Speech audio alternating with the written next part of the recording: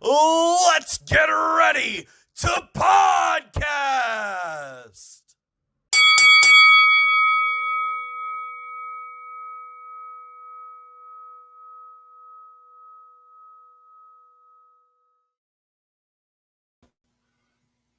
Welcome, everyone, to Backlot 605's live Pixar Countdown. I am Sam Lenz. I am your host, and I am joined today by four lovely contestants. We are coming live from Spellbound Magic Shop. We'd like to thank Travis Nye for letting us use this space, which is yes, it looks great. If you are in the area, be sure to check out his magic show coming up on Thursday, July 29th. It is out at the Meadow Barn at Country Orchards outside of Harrisburg. July 29th at 7 p.m. It's all ages, and tickets are available here at Spellbound Magic Shop. Now I'm going to introduce our four lovely contestants. Did you get your plugs in? I got my plug in. Good job. Good job. Yes, we do really appreciate you letting us use your space, Travis. This is awesome. We have a newcomer to Backlot 605. We have Jess Johannsen. Yeah! Let's give it up for Jess. Jess, you actually worked for Disney for a short time. It true. appears. Yes. I sold my soul to the Disney Corporation long ago, but very happily, I might add. I was happy to sell my soul to them.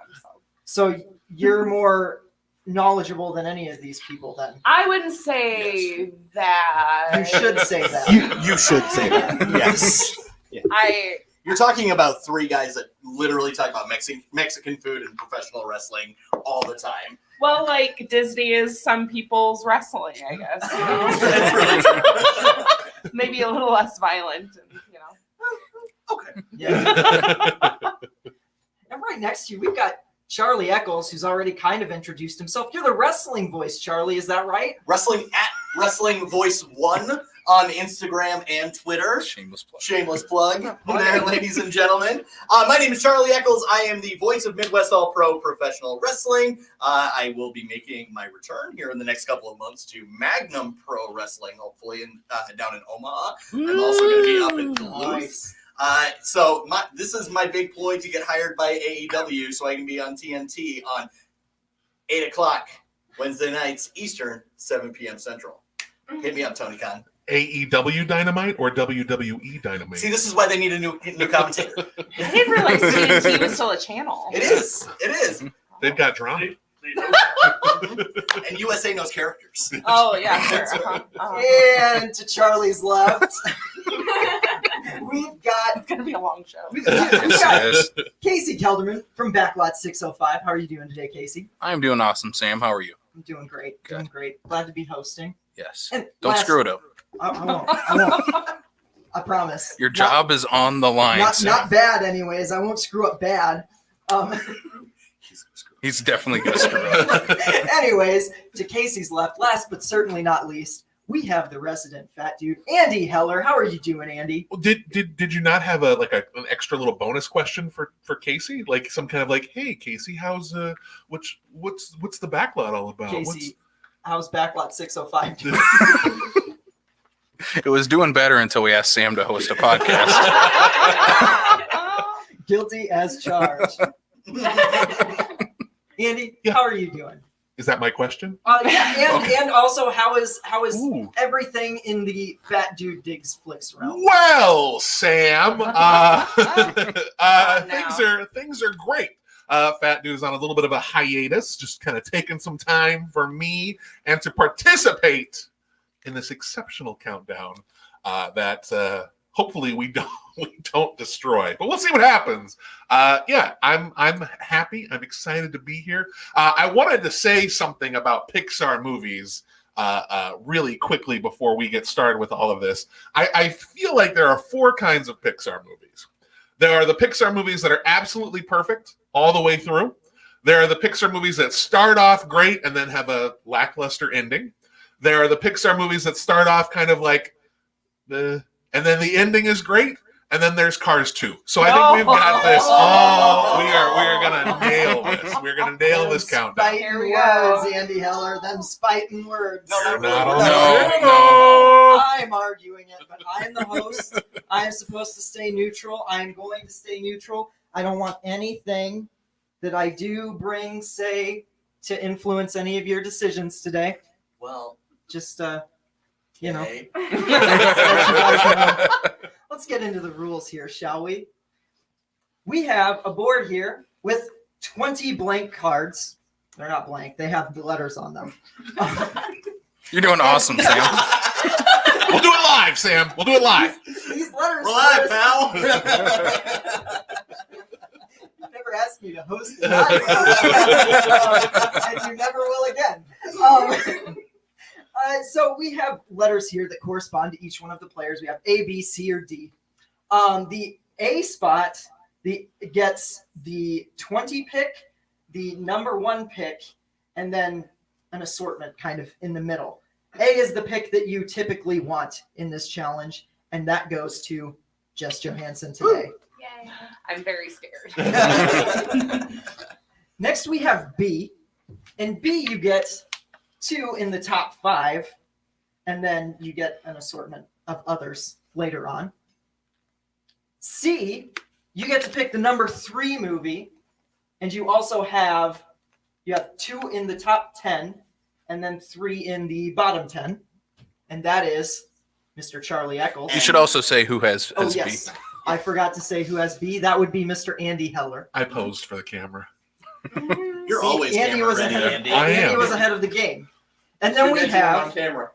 Oh, just gotta lean in. Oh, am I not?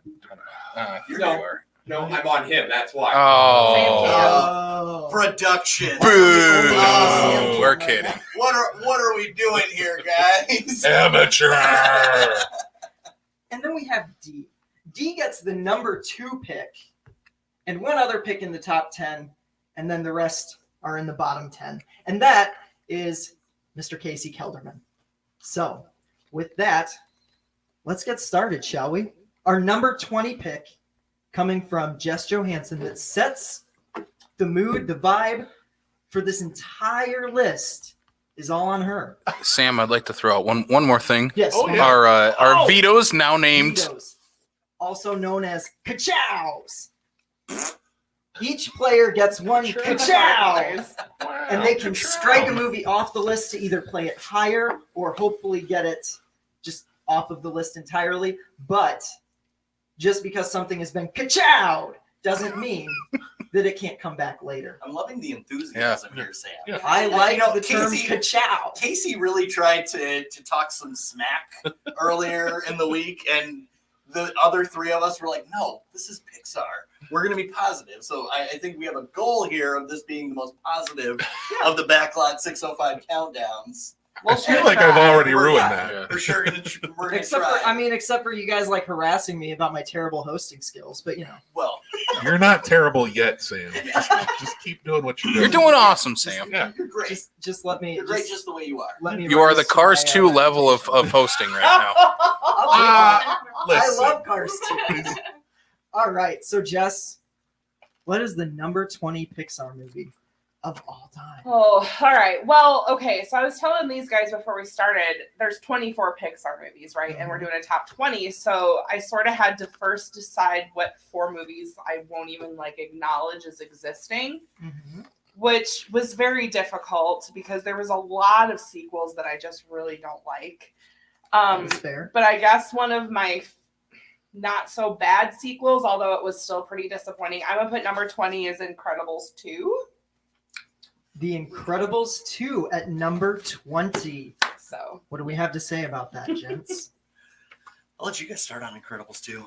Yeah, this is a great spot for it. I don't think it should be left off the list, but I don't think it should be very high on this list. I don't think it doesn't hold up to the original movie.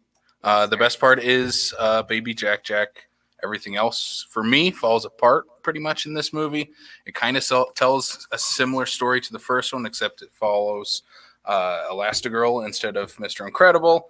Besides that, it's pretty much the same story. The villain in this one is pretty laughably bad. in terms of figuring out who the villain is going to end up being, whereas the first one has just a great villain. But yeah, this one is one of those sequels. It's like it was just 10 years too late and just didn't hold up to obviously the original. It for me, it's one that falls apart on rewatches. I remember seeing it in theaters probably opening day and really enjoying it, having a great time with it. I was like, oh yeah, I'm glad to be back in this world. And then I went and saw it again and it didn't quite hold up. I like it. I like this one. But on my list as well, this is near this range of the list. So yeah, no arguments here. I might have had this a little bit higher than you guys actually, because I think it's and I'm not arguing with the place at all, because I just had it I still had it in the bottom 10, but I really do. I felt like it held up, maybe not necessarily as a sequel, but as just a standalone superhero movie itself. I thought I really loved the action.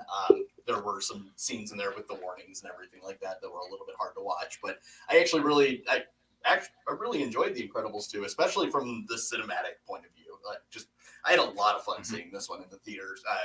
It kind of came right in the middle of superhero mania. We're all getting ready for your end games and for Infinity War and things like that. And I felt like it held up with some of those ones and kind of kept the momentum that Disney needed with that. So I had it. I actually had it closer to the top 10, but I'm not going to argue with where it's at all.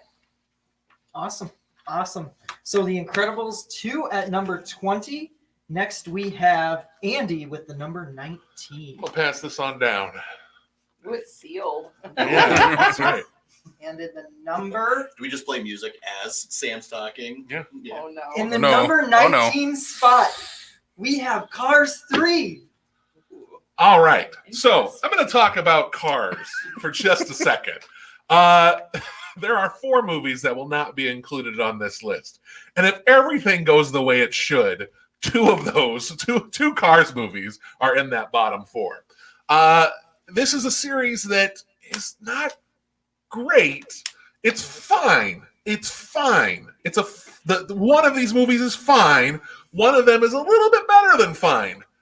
That's Cars 3.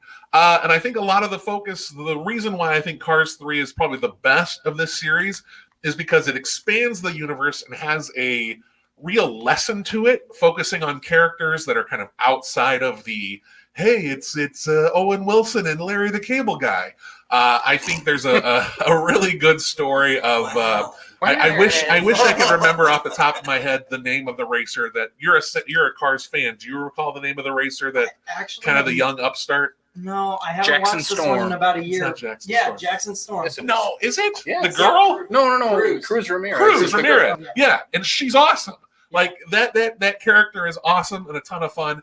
And I think that's what kind of turns this franchise around to give it something that has some heart and some merit.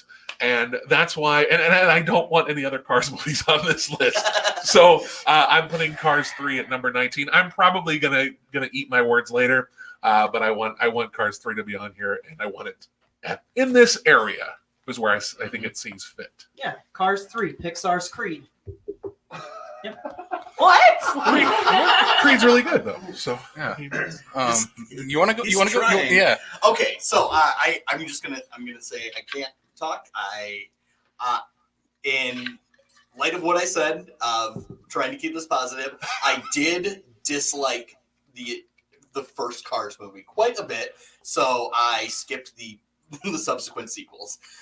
So I'm not going to use my ka-chow on this. I will let it stand and let Jess and Casey take over from here. The only way you become speechless.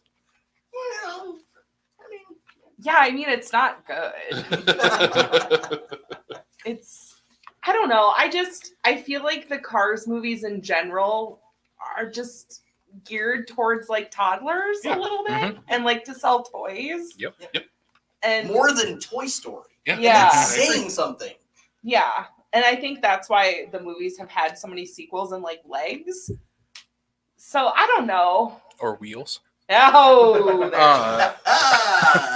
I don't know. I'm glad we all got our feelings out about this series already, because this is just not a good series. Really, like Cars 3 might be the best, and I just watched it for this because otherwise I would have skipped it because I do not like Cars 1. I don't like Cars 2. Cars 3 might be the best of them, but it is not a good movie either. I think some of the additions are fun.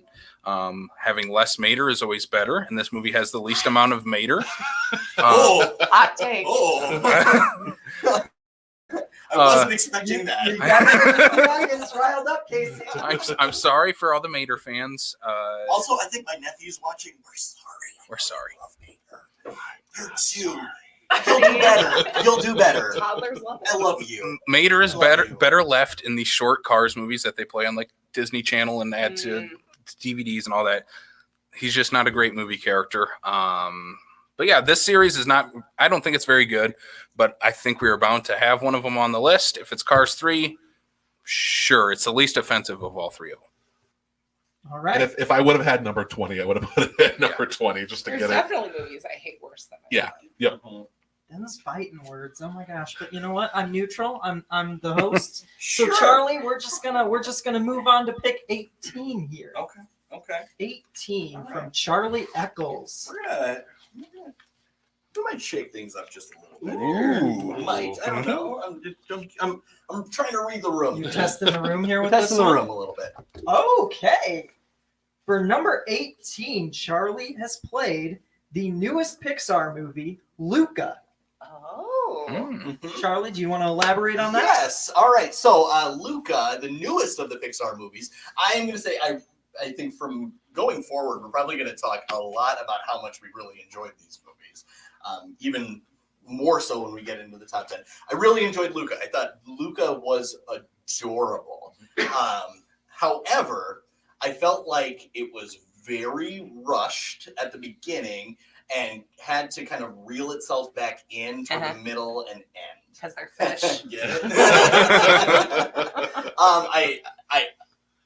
I would have loved a little bit more setup on the people, the mer people. I'm not sure what the species was called in there. I would have liked a little bit more of that. However, I really enjoyed the story. I loved them pairing up with this rough and tumble little girl from the local village and becoming friends and turning the rough dad over, played by James Caan, which was hilarious.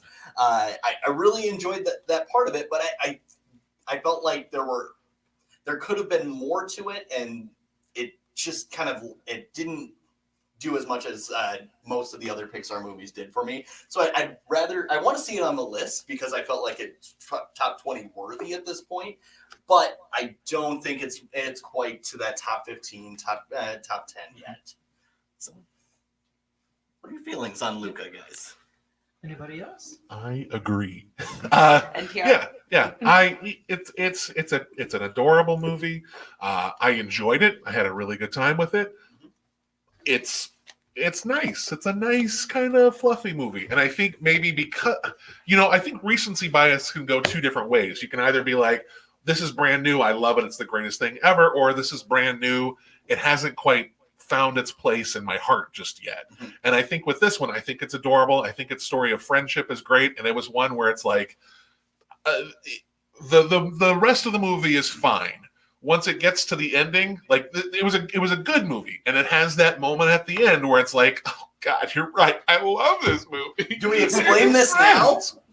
Yeah. Oh, Yeah. All right, ladies and gentlemen. So this is what we call the cry erase board. We should retroactively put one for me for Cars 3. Oh boy. I'm not kidding.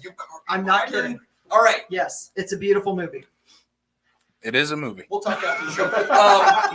All right. So anytime that the four of us, the people in the audience, or anybody on this chat says, hey, that movie brought a tear to my eye, let Brian know. We're going to tally up how many tears we shed during said Pixar movies here. So Cars 3, sure.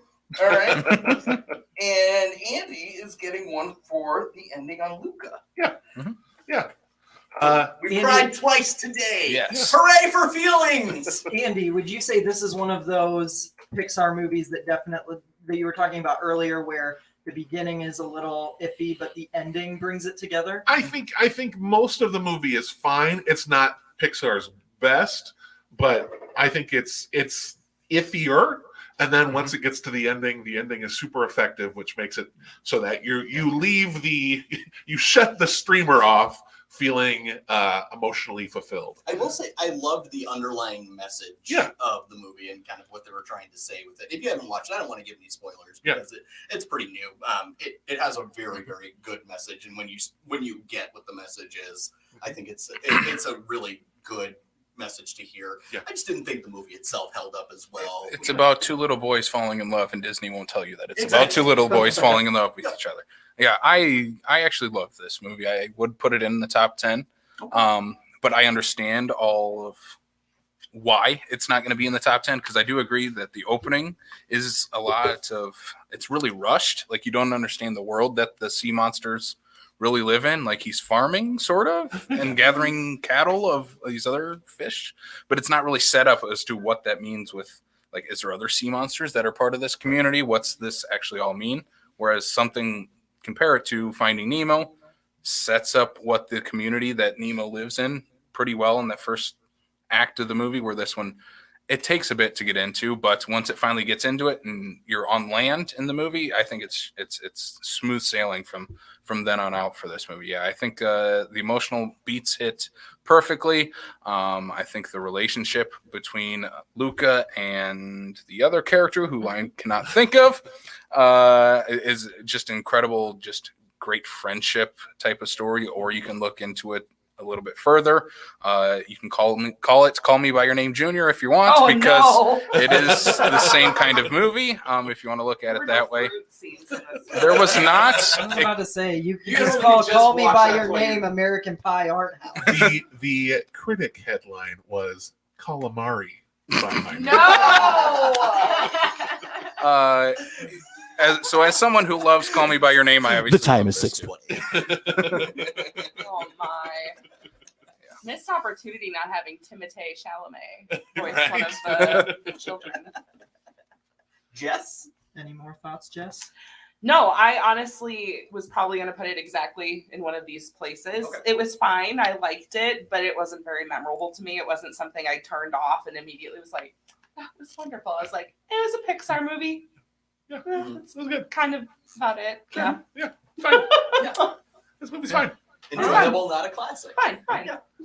Felt more Disney animation more than Pixar. Yeah, it's fine. Oh, yeah. Yeah, movie's fine. But it was better. I don't know, but I will disargue that, because I think the actual look of the movie is just incredible. Like the water, you're like, did they just film water and then animate them in the water? Like that's how great it looks, and I love the progression of Pixar animation, especially like going from Nemo and Dory to this. This is the best looking out of those three for water effects and stuff, and underwater stuff. I also felt like they as far as the animating, they took a lot of inspiration from claymation for this one too. The way that it was kind of set up, and you can kind of see that in the way that it was animated with the shadow work and stuff like that. But again, we don't have to spend too much time on it. Also, I don't know if it's actually part of Italian triathlons to include eating pasta. I think that was a little stereotypical, but that's okay.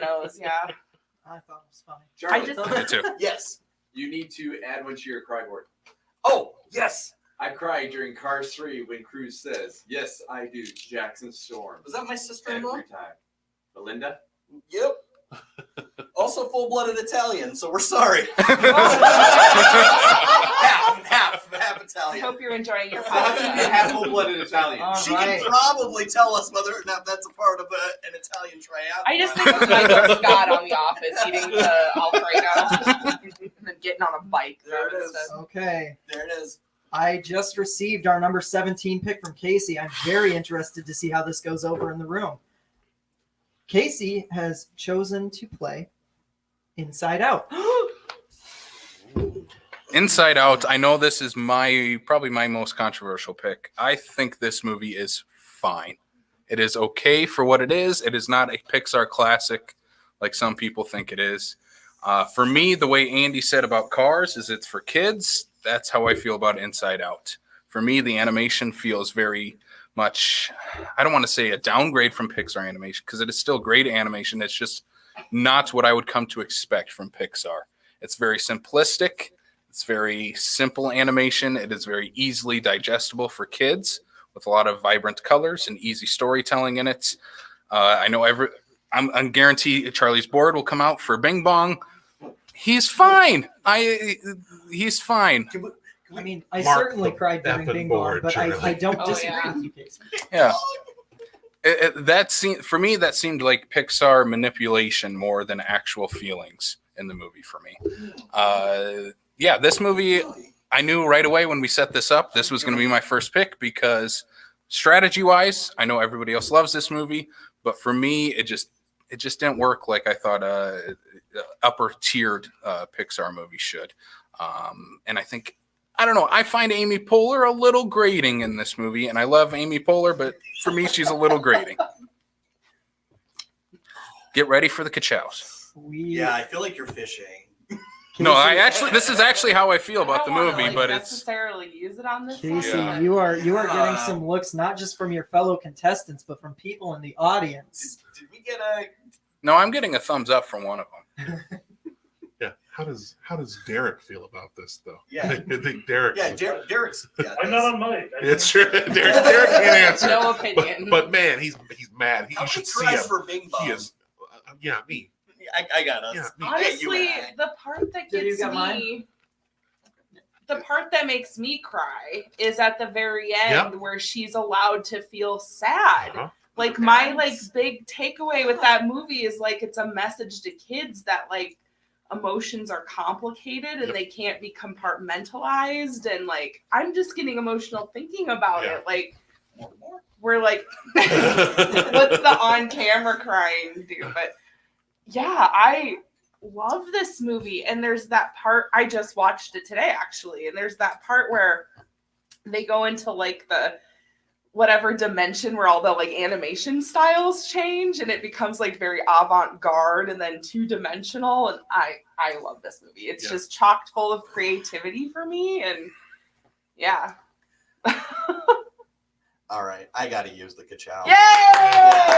I do. We have our first ka-chow of the That's- night You're from right, Charlie hero. I think Eccles. Andy and I will talk more about it later. Yeah. That's got to be higher. Charlie, you are doing a service to the audience. Yeah. Oh, good. Well, no, because it literally says, "Does the audience get ka-chow?" Get a ka-chow. Yeah. I'm glad. Good. Yeah. My wife is clapping right now. This is by far her favorite one. So, Well, All right, you're in the Mr. picture. Kelderman. all right. All right. It was Lori. I knew it. On that, you need to add to your cry board for Bing Bong. Okay. Bing Bong's Andy, cleaning up. Bing bong, Some bing bong. maybe you guys can remind me of the gentleman who plays Bing Bong. Richard Kind. Yes, I knew it was Richard something.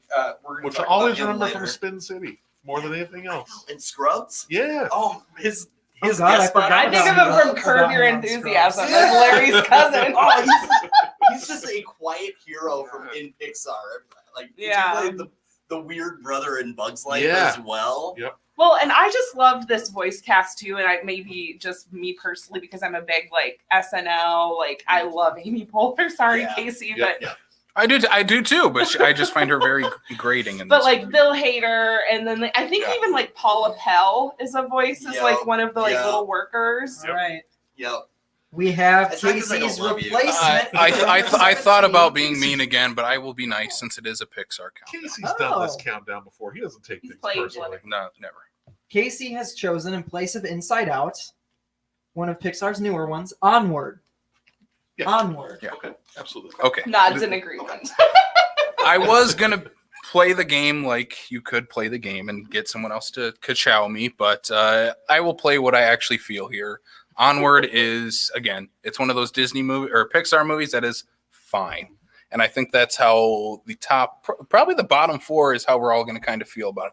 It's fine, even though I like Luca more, but Onward, again, is one of those Pixar movies. When I first heard about it, again, it was supposed to be about this, obviously the older brother, younger brother going on a cross-country trip and basically trying to regain their relationship with their father.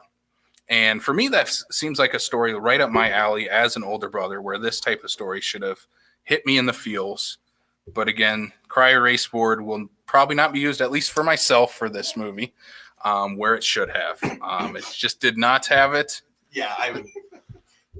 Tears Yeah, from Go Andy ahead and Charlie. and put it on the board. We should add one for Baby's Day Out, maybe for Sam too. No, because that's not a Pixar movie.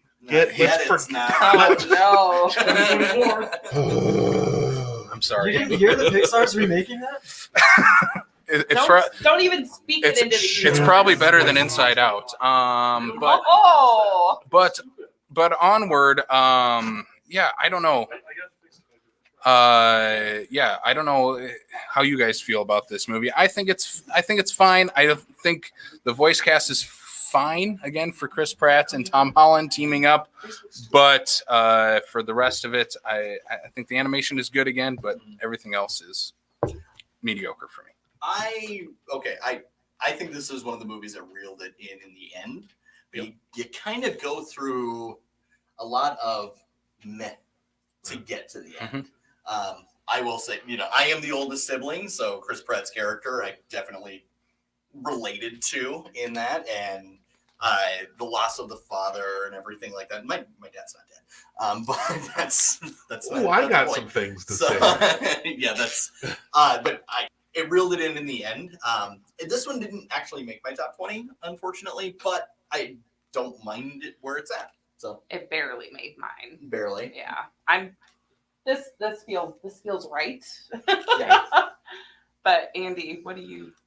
Yeah, this is my number 19. But I think for me, and I'll say this now, I guess, out of 24 Pixar movies, there's only one that I don't like. Everything else I feel I at least like or can tolerate, but one of those movies I don't like. Starts with a C and ends It with starts an with a R's. C, ends with an R's too. But with Onward, I'm sorry, Evan. Evan. This is the first thing that comes to mind when I go, this is a movie that's and then when it hits the ending, the landing is so perfect that you just feel so kind of caught up in what came before. As someone whose father has passed away and would love to have that moment to just one more time to see him, to talk to him, anything like that, put like 5 marks on the cry erase board for this because I might cry now. But there's something about that, and then it's the, well, if you only had the opportunity to have one of the siblings have the chance to have that conversation, it's like, what do you do? And it's not, it's either him or me that gets to have that chance. There's something else going on, but that moment is just very powerful, that he realizes that who his father figure was. And it's the relationship between the brothers, the loss of the father, all of that hit me very, very hard. I'm very, very close with my brothers, both older and younger, and miss my dad every day. It's an ending that shoots that movie up for me, even though the rest of it is kind of like, oh, this is fine. Mm-hmm. But yeah, giant Cheetos are fun. Yeah. Mm-hmm. Yeah. But yeah, I mean, I think this is a great spot for it. I'm glad it's on the list, but it's not one of my favorites. The ending is what does it for me. Awesome. All right, Charlie. We've got number 16. Another sequel. We have Monsters University, a prequel technically. Yeah, that is a prequel. This one is top 20, but kind of again barely with it. I had a lot of fun with this one. I liked seeing Sully and Mike and their origin story, if you will, in this movie. It doesn't deserve to get much higher than this. I don't think we need to spend a whole lot of time talking about it. I kind of want to get to some of the movies that we're going to get to. It's a prequel. It's just kind of coming off of the coattails of the success of Monsters, Inc. However, very enjoyable. The animation, again, was still incredible. I always enjoy the friendship between Mike and Sully. It was nice to see that again on film. But I'm getting ready to talk about some of the ones that I really love. So, yeah. Yeah, I don't know why I like this one so much more than everybody else does, but I see that seems to be the consensus. It's not in my top 10, but I just really love these characters, and I love the adventure that they go on. And I think that the animation is really good on this one. I like this. I can't really argue that it deserves to be a lot higher. It's higher on my list, but I think this is a good place for it. I'm glad it made it. So yeah, I like Monsters University. This one didn't crack my top 20, Okay. but I don't necessarily, I'm more indifferent about it, really. Sure. I don't have like a passionate hatred towards it. It's just whenever I try to recall something from it, I don't really remember much about it. Yeah. Except for, and then I think I do, but then it was like, no, that was Revenge of the Nerds. So then it's like, That's fair. That is a fair assessment. so yeah. I mean, I'm fine with this. Not since an extremely goofy movie has there been a better PG rated college animated movie. Yeah. I like this movie. I think it is. It's a lot of fun. It's fun to hang out with Mike and Sully. It's not the movie I think Monsters Inc. fans wanted, though. I think obviously everybody wants the sequel and what happens after the first movie. I think this is at least nice that you get kind of introduction to how those two met each other.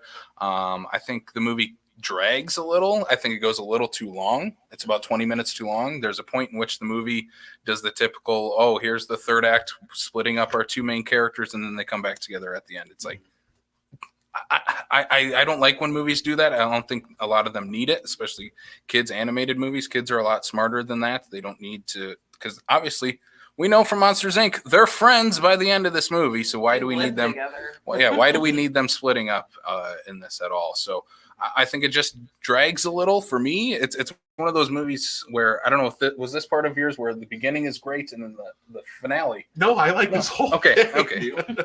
For me, the ending kind of is the weakest part of this, whereas the first two acts I didn't are great. like the sum up ending where Yeah. it's like, oh, they're kicked out of college and now like, how do they get there? Like, Yeah. we're at Monsters Inc. Like, Mhm. you know, I can't say that I really enjoyed that here for us, but I mean, I didn't hate this No. movie. It just didn't. We're getting Didn't into do a the lot. good Yeah. Pixar movies. Yeah, exactly. Above the mediocre into the good. Yep, exactly. Biting my tongue because I have a lot of thoughts about this movie. Do you like it, Sam? Or do you I really love this Yeah, movie. yeah. Yeah, okay. But yeah, It's fair. I mean, like, yeah, it does like more for it's some than it does for definitely. others. I think I would agree with Casey where it's maybe not the Monsters Inc. sequel that Monsters Inc. fans wanted. But I think But- that's coming to Disney Plus. Kind of. Yeah, Yeah, Monsters the Inc. show. series? It's Yeah. a Yep. show, I think. So, all right. Thanks again, Disney. Thank you, Disney. Hire me, now- Tony Khan. We now I have wouldn't say WWE Dynamite. That's an inside joke. Sorry. Keep our wrestling B, jokes to a minimum. today, which Charlie. is Andy Heller with the number 15 I pick. just can't. Right. And for number 15, Andy has chosen Toy Story 4. I'm glad that. Ka-chow. Okay, cool. Oh! Not even going to talk about it. All right. We're going to talk about it later. I'm gonna say. All right. What's All my right. next one? Andy, that's Oh, exactly Casey what I has had used it his too. ka-chow. I am supposed to tell you that the running snails is hilarious. Oh, in Monsters U? Yeah. Yeah, that is funny. What? The Running like slug snail. monster who's like late to class. Oh, yeah. Yeah. All We right. should help him out, though. Yeah. Like, I mean, if we're gonna help, He's not people, built our for monsters. success with that. All Monsters right. U was not built for success. In place of Toy Story 4, Andy has played Finding Nemo. Ooh. Yeah, Finding Nemo's fine. It's fine. One of the movies that I will not include on the list is Finding Dory, which is one that I actually rewatched and liked more than I did before. That's not saying it's good. It's another one that falls into that, oh, this movie's okay.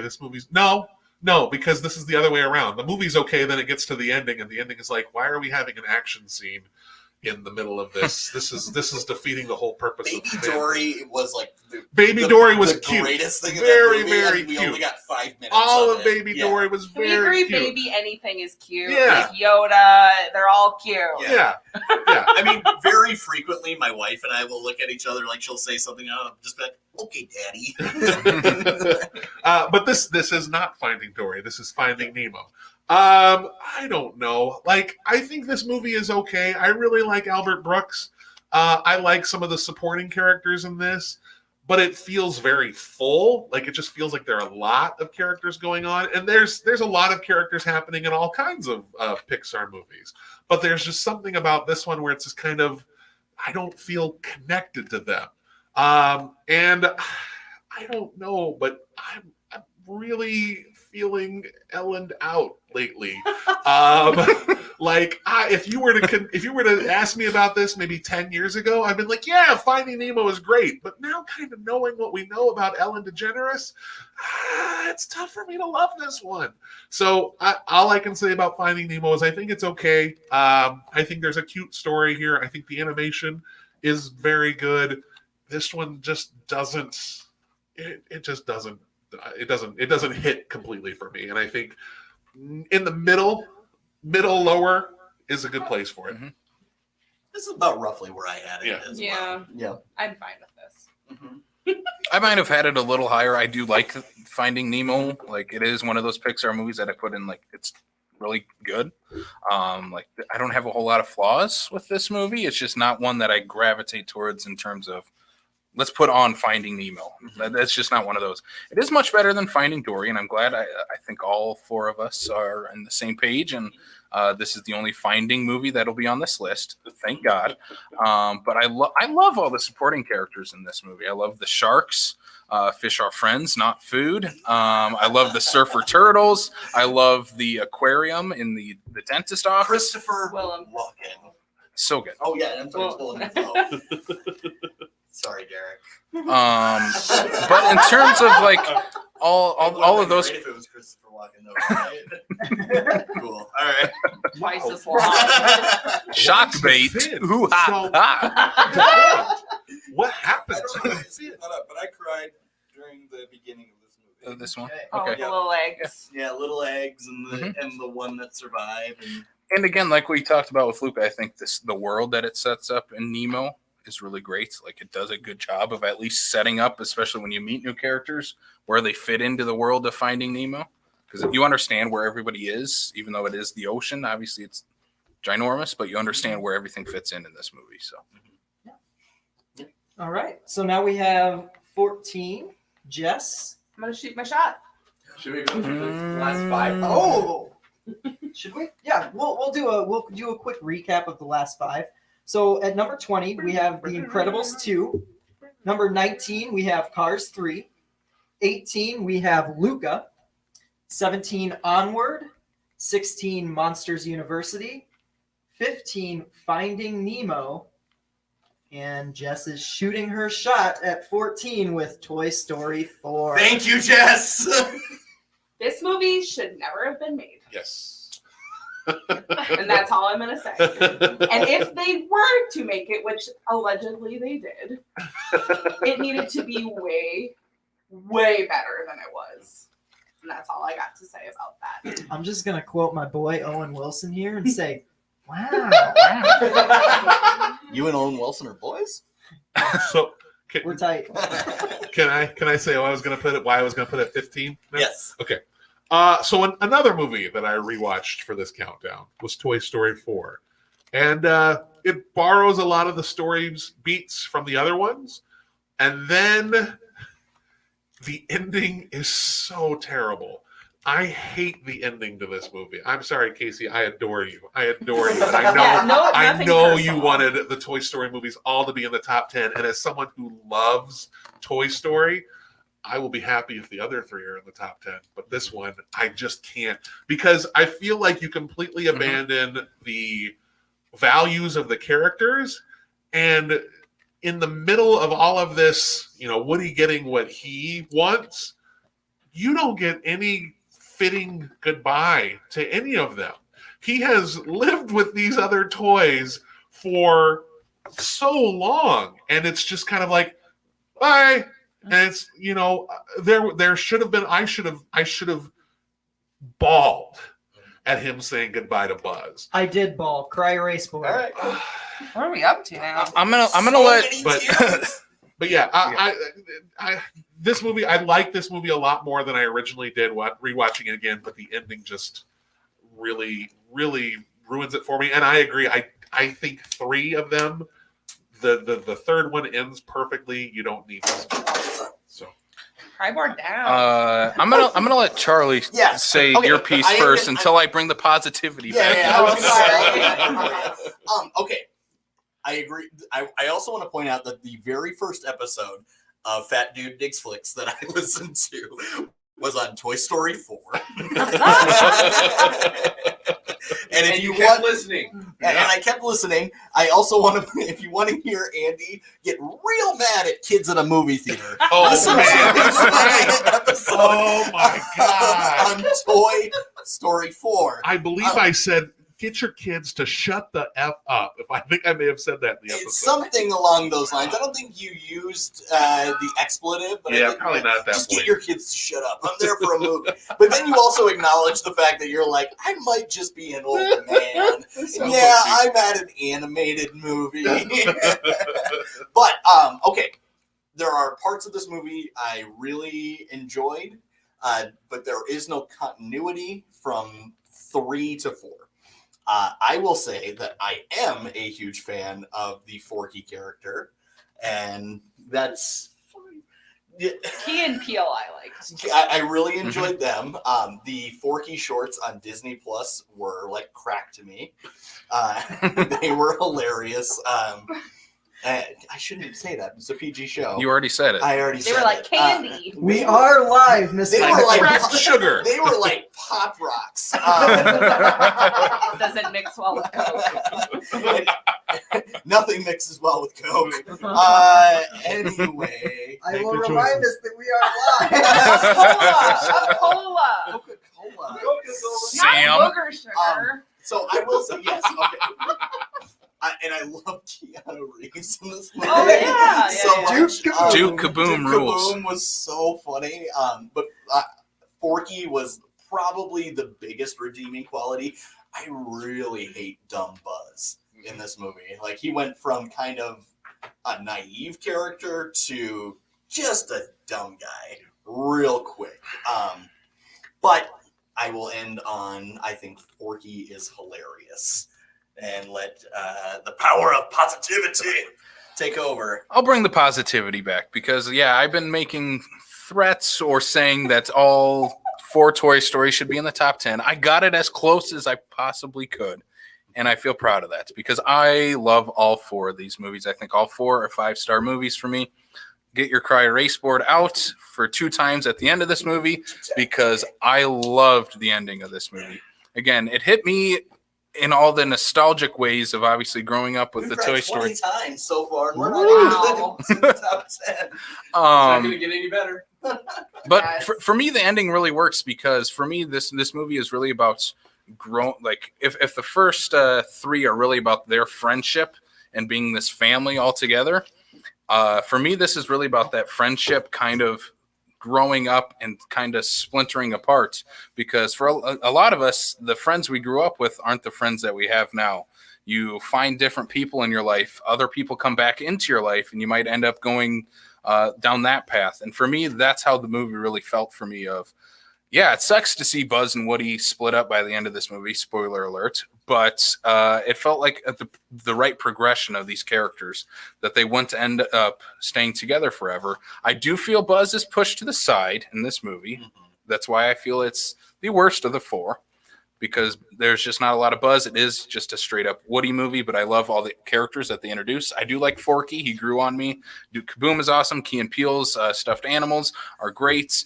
The villain is the weakest of the 4, but I think it's still a fun villain to have in this movie as well. I feel like Bo Peep got wedged. Like, it was like there was just some fandom of like, what happened to Bo? Why didn't anybody? It's and like they're them we have making a to- Black Widow movie now. Yeah. It's like, yeah, there you go. Yeah. So, Be happy but now. anyway, I'm sorry, Casey. I like Hard to updated know. Bo Peep. I just want to know how her body moves very differently because she was a statue. She also got a different outfit. And she got a different outfit. I Yeah. want to know how that Yeah, it was works like on it. That's more of what I'm wondering about this movie. Which is why it should be number 15. It was lower on my list. But I got it one spot higher. I am There you go. I'm proud of that. So But stops here. Next, we have a C for Charlie at number 13. All right. There we go. Oh, all right. Charlie at number 13 has played A Bug's Life. Oh. Not when I was ranking them, the top 15 was tough for me. I have a lot of nostalgia for A Bug's Life because it was the third Pixar movie. Second. Was it the second? I couldn't remember if Toy Story 2 came out before or after it. So a lot of nostalgia for that. I really loved the story of this colony going out and trying to get help, and the story of not being bullied at the end of this. I'm not going to talk about who plays the main villain, but Perfect casting. Great casting. Horrible person. Director. Oh yeah. All right, so Pixar, so we're problematic. not spending a whole lot of time on it, but I really did. I liked and I think there's a fair argument that this movie and Ants came out at the same time. Also a great great actor to talk about. Stallone is in that movie. But I did enjoy it. I thought the leads were fantastic in this movie. I felt like they actually had a strange, quirky kind of chemistry that you could really hear in their voices. I love the Queen Ant. I always blank. What's the name? Julia Petrakis? No, her mom. Her mom. Was it Cloris Leach? Yes, Yes. Cloris Yeah. Leachman, who is fantastic as the mother character and just the crazy old lady throughout the movie, and all of the circus ants crack me up like a walking stick. It's hilarious. Heimlich is one of the best characters ever. Yes. in Yeah, Pixar. Heimlich is hilarious. The two fleas, like Blake is like trying to explain while they're on their ride back home, and they don't understand what he's saying, and they just do the. I will always laugh at that. I love it. Pixar did the Minions back then, but much, much better. Yeah. I will also say that this was Pixar's first go at doing the outtakes that they didn't do for very often. Yeah. And the outtakes, I forgot about the outtakes until I did the rewatch on this, and man, are some of those funny. There's one where it's where with Flick, and he's holding on to the little piece of the dandelion, and he says "to infinity and beyond." And he breaks the fourth wall, obviously, of like, "Oh, I had to say it." I'm like, I missed that. Why doesn't Pixar keep doing their outtakes? Because I think those are sometimes the funniest jokes of the movie are in those. Mm-hmm. For me, this movie, it is one of those movies where obviously I grew up with A Bug's Life. Rewatched it for this. I hadn't seen it in years, and it still held up as much as I loved it back then. I just don't think it has the emotional impact of most Pixar movies. And I think that's just the biggest thing missing in this movie is there's no real emotional impact, whereas all the characters are amazing. It is just a breeze. It's such a fun movie, such a great movie for kids and adults as well. Yes. Yeah. And Heimlich is one of my favorite Pixar characters ever. He has one of the best character. He has one of the best character arcs ever, turning into a butterfly. I will just make a reference to one of my podcasts, the Criterion Break, with Andy and Blake and Derek. This is very much this is Pixar's Akira Kurosawa film. This is like Seven Samurai. Like it's so cool to just see how this this ragtag band of misfits are brought into this village to help kind of save it from the enemies, and it's so fun, and they put it in such a fun way. I think my thing with Bug's Life is it's really good. It's so good, but it's one of those where because it was number 2, the second Pixar movie, and it's not a Toy Story movie. This is when they were kind of breaking the ground as Pixar. It feels like it gets forgotten. Mm-hmm. And it's one that you have to remind yourself that it's there. And when you do go back and watch it, you're reminded on how good it is. Mm-hmm. I think this is a ton of fun. I think you're right. I think the reason why it's not higher is because it does lack that emotional through line, or that emotional moment where it's like, oh yeah, this breaks my heart. But yeah, this is a very good movie, and this is exactly where I had it on my list too. Yeah, same. Oh, fun. Sorry, Casey. All right. Apparently, the three of us. I know we like banned. Well, there's still time. There's still time to ruin our alliance or whatever. Yeah. Casey, you have. I don't have an alliance with anyone, but I'm going to ruin yours. Oh, here we go. Oh boy. Casey has decided to play Inside Out at number 12. I said my piece earlier. Let me look through my cards to see if I actually want to play something. So Charlie, you used your I did. ka-chow. The thing I used is, mine on Toy Story. He has 2 in a row, so if we veto it now, he's just gonna Yeah. play it Yeah. there. I will be nice and say I will play it next if you do. So does anybody have a ka-chow for Inside Out at number 12, or is it going to stick? Well, I think they have other words for it though. Blasphemy. All right. Well, if no one is going to ka-chow it, I guess it's not high enough on my list that I'm gonna use my ka-chow, but I am very disappointed by it. all right. So there it is. Inside Out stays at number 12. Thanks, Casey. I'm gonna put Put 3 of them for Yeah. Jess right now. Right. Pour one out Right for now. Inside Out. Yeah. Not making the top 10. Now, Casey, what is the better movie than Inside Out that you will play at God. number Hold 11? on, did we get a chance to talk? Oh, No, yeah, you guys I mean, talked we've said a about lot it. Yeah. about it before. I'll just say. No, did I? I don't remember. My brain is losing things. But yeah, the ending of this is really as someone who moved around a lot, like that idea of never feeling like not feeling like you fit in the new city that you moved to. That's where I was just like, oh God. But yeah, as soon as I saw this movie and vocalized that I loved it, my parents bought me a Bing Bong plastic toy that if you push it, it talked, and I was like, you guys, I'm 30-something years old. You don't need to buy me toys anymore. Oh. But thanks. So I have a Bing Bong. And this is top 5 Pixar for me, actually. Yeah. Yeah, I got my top 10. Yeah, this is. It kind of breaks my heart a little bit to keep it where it's at, but I already used my ka-chow. I mean, you did move it up. What? 5 spots? I feel like it was all for naught. I feel trapped. This is his retaliation for Toy Story 4. Yeah, I guess that's I played it fair. before Toy Story 4. I just think this movie's fine. Yeah, I don't know, I get your opinion, and I understand. I hear you. I just disagree. So that's. Don't worry, you guys will on the next one too. So, what's your number 11, Casey? I'm really scared now. Also, for the record, I agree on Inside Out. Thank you, Sam. I don't know who Roy you're says agreeing you with, need a but ka-chow as Oh! well. I know you did. Sorry, man. I disagree Love on you. this one, though. Casey has chosen The Incredibles. Ooh. I don't hate you. Thank you. I don't hate you either. The Incredibles, I feel the same way about The Incredibles as I do A Bug's Life. Whereas this movie, there is nothing wrong with The Incredibles. It just doesn't hit emotionally for me like other Pixar movies. I would say the rest of the 10 that we're going to play that I have in my hand hit me emotionally more than The Incredibles does. This is a super fun Pixar movie about, it's the best Fantastic Four movie we've ever gotten and probably will ever get. Don't say that. There's still Marvel.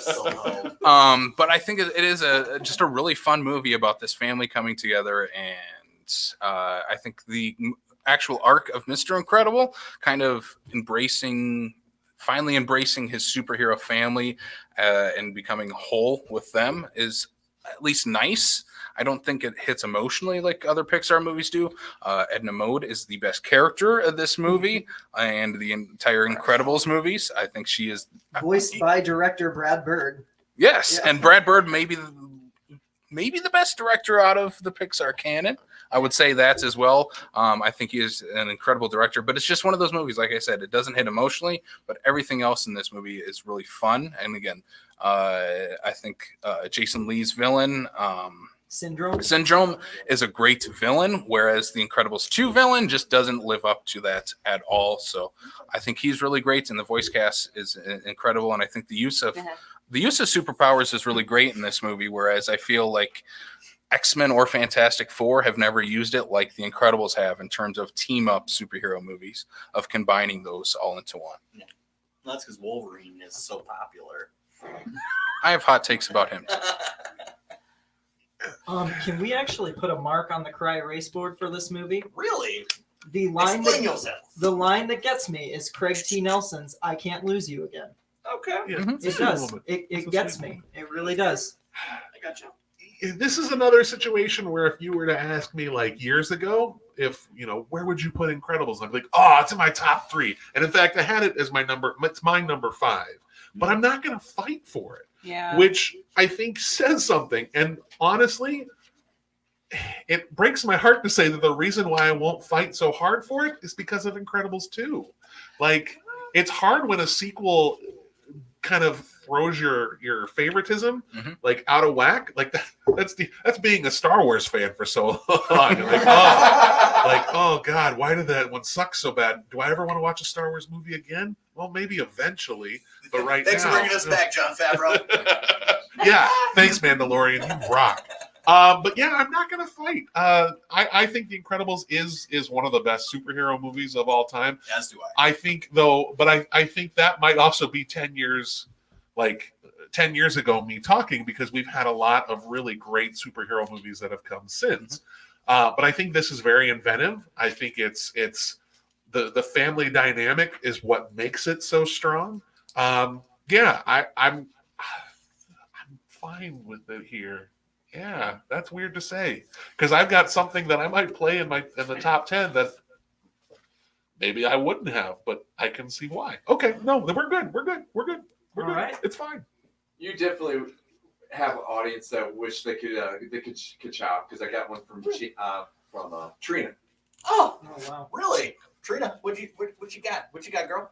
She said ka-chow. Oh, She no. wants to ka-chow this right now. See, okay. Veto. I am very much with Andy on this, though. Like, I'm not willing to fight for it because we're talking about Pixar. Now, if we're talking And because about... you don't have a ka-chow. Yeah, no. Fair. All right, and you got me, Sam. But also, I don't know if I would if I had it, because if we were talking superhero movies, I might fight for this one to be in the top 5. I don't think I will for Pixar, like in the realm of Pixar, but I will for like we're comparing it to everything Marvel, DC that's been put out. I'd probably put Incredibles up there as one of the greatest superhero movies. It Maybe not- predates so many of them. Yeah, too. it does. It no pun intended. It is an incredible superhero movie, but as far as Pixar's got a pretty solid top 10 coming up here, in my opinion. I am so. shocked by the feelings on the table right now. I thought for sure someone would have No. ka-chowed this, but Well, I'm not on the table. I'm living right now. I always have a hard time using a veto or ka-chow, whatever we want to call it, before we get to the top 10. Like, I always feel like I hold on to it just in case to like really go to war for something, and then at the end I'm like, I still have this. Cool. I tried to get you a ka-chow there, Sam. Well, that's okay. Mhm. We have now rounded out the bottom 10. I'm going to take this opportunity to say we have 2 tickets to Travis and I's next magic show out at the Meadow Barn at Country Orchards that we are going to give away to one of our internet commenters at the end of the show. So if you've stuck with us for this long, keep sticking with us. You might win Looks like tickets I'm to going a dope magic show. We haven't pissed you off enough yet. Just you wait. So it looks like for our bottom 10, we have number 20, The Incredibles 2, 19 is Cars 3, 18 is Luca, 17 Onward, 16 Monsters University, 15 Finding Nemo, 14 Toy Story 4, 13 A Bug's Life, 12 Inside Out, 11 with The Incredibles, and we're back to Jess setting the tone for the top 10. Okay. This is where it gets really tricky for me because Because all of these movies are 5-star bangers. well, yeah, because now I need to I'm gonna start doing my personal top Mhm. 10. And okay. I'm just gonna play it. there's only one movie we haven't mentioned yet that I'm really worried might end up in the top 10. Interesting. Really? Yes, All right. because everything else I feel is the top 10. I wanted to play one just now to make sure it doesn't get higher than 10. 2 on a... No. I'm not that I'm just controversial. messing. I'm just messing. It would be in my top 10, but whatever. Jess has decided for number 10 that she is going to play Up. Here's the thing. Ow. I know. Here comes the comments. Ow. It is in my top 10 for what it's worth. And like I said, I almost put something else in there to make sure, like, I don't know. My thing with this movie is, yes, it's the first 10 minutes of like cried-um. But Put it on the board. Right here. Right here. But after that, it I was about to say, kind just of put, like, 10 loses on the me. diary. Like, I don't know, like the whole stuff with like the bird and the dogs, and it's just like, I don't know. Kevin is amazing. It peaks in the first 10 minutes. Yes, that's kind Whereas of how I think the feel rest too. is the best part of the movie is the first 10 minutes. The rest of it is really good. I love Ed Asner as Carl, though. I think he's very, very great, and like him and Russell's interactions are great. But it's just like, to me, it's like a cookie cutter kind of Pixar movie where it's like, okay, this is the cry part. This is where we throw talking animals and a kid in there, and then we'll figure it out in the end. So I don't know. I'll shut up now. No, this is my number 10 as well. Okay, good. And the first 10 minutes are great. I love Carl and Russell. I love Doug. I do. I don't love Kevin. I don't love the adventure. Like, I just think it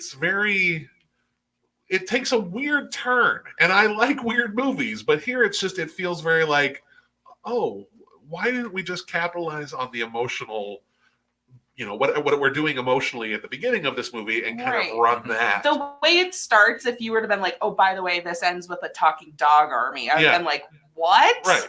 Yeah. Yeah. Not a bad movie. This is my number 10 favorite. Same, but I think just now we're getting to the point where we're going to be a little more aggressive on these movies, which what I'm about to play next will be fun. But yeah, I'm getting so nervous. Yeah, now. I think this is good. I have a feeling people are gonna hate my number one. This was my number 2. Oh, sorry. So, this was my number 2. I have a pretty, and this is again, personal. Like, I just really connected with that story. I really liked I really liked the build up until the end where Carl gets the message from his wife at the end, to go out and live without me, and I'm just getting emotional thinking about it. Add one more. Okay. Yeah. There we go. Like, the most redeeming part There towards we go. the end is like where he does flip to the end of that scrapbook, and it has, I mean, okay, now I might cry, but like one of my personal mantras is to live for the next adventure, and like you can make an adventure out of even the most like mundane whatever. Mhm. Welcome here. Yeah. Yep. No, this has been fun. Backlot 605, the Monday. The mundane adventure. The up of no.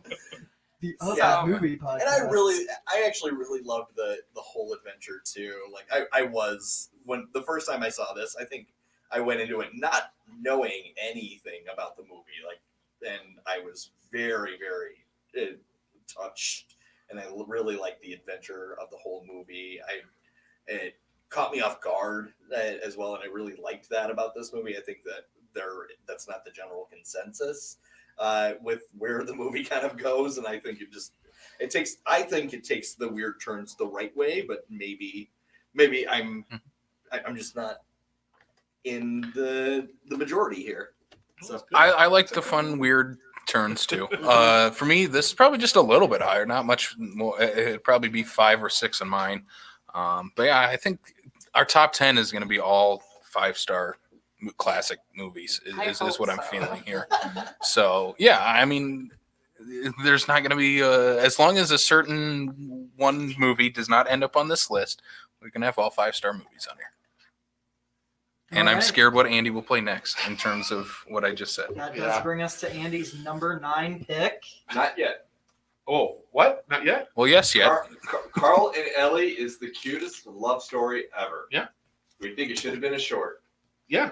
Oh, yeah, definitely. That's That would have an been. excellent fair. point. If That's it was fair. like a You should That's add one more. excellent. That was. And then it just cuts to I added him one like to my wife. flipping in the chair, like to that page in the. Yeah, that's a. Yeah. And I also have another one, a crying face for the opening of Up. Yep. Okay, Just put one more. I'm just One gonna more. keep, How can you not? just keep like- crying, audience. We get Yes. it. I'm gonna Alright. let Sam move on. I'm gonna keep At adding number to yours. 9, Andy has played a movie that up until recently I would not have put on my top 20. I have recently rewatched it, Good pick. and I do find this movie quite charming. It is Brave. Okay, so listen. Okay, this is going to be very. This is going to go in the complete opposite direction that I think anybody is really expecting. Wow. Of the movies that are left, there are 4 movies that I think definitely shouldn't be on this list, and I think Brave should be on this list. But I need to get it out of here now before it gets way too high. I think this is a very good movie. I love Meridia. I think she is a great character. I think overall, I feel like this movie somehow got lambasted for the wrong reasons with the fantasy aspect of it. I think that part makes this great and makes it a really strong contender. This is not in my personal top 10. This would be in my personal back 10, but I don't want it to get any higher than this. Yeah. I think it is awesome to have a strong adventure film with a lead female character. I think that is so important, and I'm glad that Pixar made an adventure movie with a strong central female character who's not consumed by romance. Like that always seems like that's the typical way for a female character's journey to go. I think Frozen has kind of taken that a different way, and then they made Frozen 2, which is a movie. But I think this is a really, really good movie that has somehow gotten a little bit higher than I think maybe it should be. Yeah. But I'm glad I want it represented. So It holds up pretty well. yeah, I think it's a very solid movie, a solid watch. So, And correct me if I'm wrong, there's not a ton of like Disney movies, if any really, that explore like mother-daughter Yes. relationships. Right. Yep. It's always like daughter-father or, And the contention between the two of them. Yeah. And I think that's something that makes it so strong is because I feel like having a sister and a mother who sometimes butt heads, I think it's kind of, I think it's important to acknowledge that exists, and having them butt heads helps build that relationship. So I like this movie a lot. We got 8 other movies here that we really need to talk about. So Brave, number 9. I'm a little sad that I made it above Up, but I'll get over it because I love you guys. I recently rewatched this one. I really enjoyed it. The part that threw me out was the music in the movie because I felt like it was a little bit more. I got so used to my folksy Randy Newman and kind of throwing me off guard, and but it kind of felt more of like we're trying to sell a pop album type, like Frozen kind of did. It felt like a Disney movie instead of a Pixar movie. Yeah, exactly. I was gonna say it's a very like princess fairy tale movie. I love Merida. I love Billy Connolly. I have a very large part of my heart to Billy Connolly, and him as the dad in this movie is probably is the show stealer. But yeah, This was a first time watch for me. I had never seen it because of a lot of things Andy said of it just got a lot of hate when it came out. So I had never seen this or Cars 3. Obviously, the better of the two is not Cars 3, is Brave. It really surprised me how good this movie really is. Like, I would put it in my top 10. I think it is one of the better Disney princess movies out there. I mean, I would put it up there with like Mulan as like that type of great female-led character movie. It has a lot of the same vibes that movie does in a way. Because I do think Merida is a very strong character, much like Mulan is. Not talking about the new one that just came out, talking about the animated one, obviously. But this movie has a ton of great comedy too. I think the brothers are hilarious. The dad and the dad is hilarious. All the love interest characters are all 3 doofuses, and I think they are hilarious in their own rights. I think this. I think the reason it gets a lot of flack is that it feels more like a Disney movie than a Pixar movie. And I don't think it deserves that because it is a great Disney Pixar movie. I mean, she is a canon Disney princess, so like at least there's that. Yeah. I have her Funko Pop because of it. Yeah. As we were talking Funkos earlier. Well, I don't know if you guys the buzz around this movie when it first came out was regarding like Pixar. Pixar actually created a new technology to bring Merida's hair to life. Oh. And so like the animation with her hair was new, never been done before. I don't know. I just always thought that was kind of cool. Also, I might take this time quick to bring up the Pixar theory. I don't know if you guys know what this is, because this is one where I find that fascinating and how that connects, because the witch in this movie is apparently Boo grown up. What? And where Boo is trying to find the doorway back into the monster world to find to find Sully, which is why she loves bears, because that's what she thought he was. Oh my Which I God. find fascinating. I thought he was a kitty. Yeah, but then when she grow up, she's like, well, maybe he was a bear. This is more of a bear. Yeah, it's a bear She wrote her college dissertation on it. and Maybe then she the became show a will witch. debunk it. She'll come back and be like, Yeah, I will never be a witch in medieval Scotland. When she went to Monsters University, Boo wrote her dissertation on bears. On bears. Right on. All right. All right. D. This Ooh, is that is getting more me. and more Casey. nerve-wracking. You've got the number 8 pick. I'm about to look at his cards. We all know the movies at this point. It's okay. I'm sorry, Sam. Oh God, what are you doing? What are you doing to me? No. At number 8, Casey has decided to play the best Pixar movie, Monsters Inc. I'm impartial. But yes, number 8, Monsters Inc. from Casey. Again, Monsters Inc. It's a great movie. I just think there are 7 better movies that will be on this list. Obviously, this movie is great. There's nothing bad you can talk about Monsters Inc. I think Mike and Sully are just a great on-screen duo. They have so much great chemistry with each other. John Goodman and Billy Crystal, and I think Boo is such a great integration into that relationship as well. Again, this has the emotional beats at the end of the movie that hit very well because of everything set up in the movie. Whereas I do agree with Toy Story 4, whereas that is more of that series building up to that ending of Toy Story 4. This movie is just a solid 90 to 100 minute long straight great movie of setting up characters, setting up story, setting up those emotional relationships, and then paying them off at the end of the movie. So cry erase board for obviously Monsters Inc. at the end of this movie, You can put like 3 different marks for me in this movie. including one for it being at number 8. Yeah, actually, make that 4 then. Yeah. All right. 4. You're 5, 10, 15, 20, 25, 30. We've cried 35 times. Wow. Also, if you like horror movies, Did you put one on looking for a me? new slate. Charlie, did you put one on for me? 36 times. We're gonna hit 50 by the end. Here's the thing. I love Monsters Inc. and it's much higher for me. But I if I use my ka-chow, I don't think you would put what I would put in this spot. So I can't, because I feel like all that's going to do is, save it like one go round, or save it not going to give it much of a thrust if I veto or if I ka-chow this.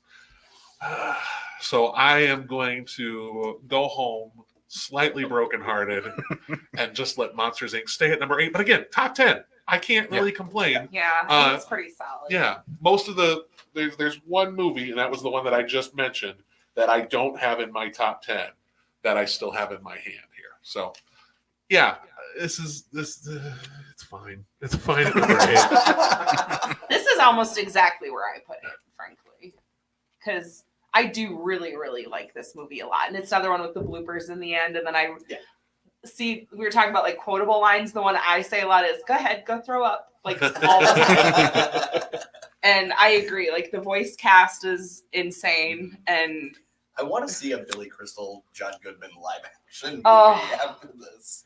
And like the running gag, even in like real life, where they put like stickers over Mike Wazowski's face, or whatever. It's like, oh my gosh, I'm on a T-shirt, and like the, it's very clever. And I love like good universe building, and this does a very good job of that. And even like mundane things in their lives. I would argue that this is the best. Well, I would argue that this is the best Pixar movie, but I would argue that this is the best Pixar movie in world building for that alone. Like honestly. And it was a pretty early one. I want to say it was like third or fourth or something. It was fourth. It was after Toy Story 2. But Okay. it somehow, I think, lost the Academy Award to Shrek. It's the one thing. And people wonder why I hold a grudge against Shrek. I thought you were gonna say why you hold a grudge against the Academy Awards. No, I like the Oscars. I'm one of the few people in this room that likes the Oscars. Me? Yeah, I know. Jess, Derek, and I like the Oscars. Everybody else is like, well, They got it right. but no, they did not. They did not. Listen, I'm going to look directly at the camera for this. If I could zoom on you, Andy, I would. Shrek over Monsters, Inc.? Is it Adam Irish who's saying that? Because some guy I work with who thinks Shrek is superior to Monsters, Inc.?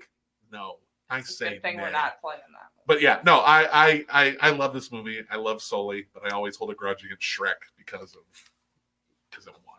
So. Put that thing back where it came from. Also, help me. Yeah. Get that thing away from me, you guys. All right. Yeah. I have nothing to add. This is exactly. This is exactly where I had it. What other Pixar movie ends with a musical? You know what movie does end with a musical? Shrek. A Why? karaoke What? sing-along. We've mentioned Shrek too many times. Yeah, Yes. This is a Pixar You're right. podcast. That's what Jeffrey Katzenberg Let's not talk about Shrek anymore. Yeah. God, I can't wait till Rio 2 pops up on this list.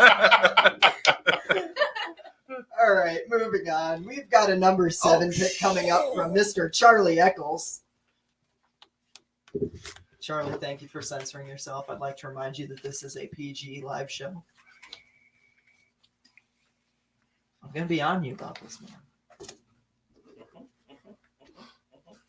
Charlie looking very intimately at his cards. You know what to do here, Charlie. You got this. Oh my God. I'm impartial. I'm a host. I'm just staring at Casey the whole time. I just want to know Charlie what. has decided to play Toy Story 2. Ka-chow. Yes. Really? Yeah. Yeah, it's the best. I was worried which number you wrote after that. All right. Okay. We now only have one ka-chow. I left to did that play. running the risk that I have a feeling that maybe it's only going to move up one spot, but We have one more ka-chow. I'll talk about it left. later. It's from Jess. I got something here. I'm reading Am the I the room. only one that has one left? yeah. How does it feel, Jess, to have the only ka-chow And the left? number one spot. And the number one spot. Jess runs this. I will never be invited back. That's not true, but we'll see. I'll All make right. sure you get invited I'm back. reading the room. I see what we're building to. I can try to agree. All right.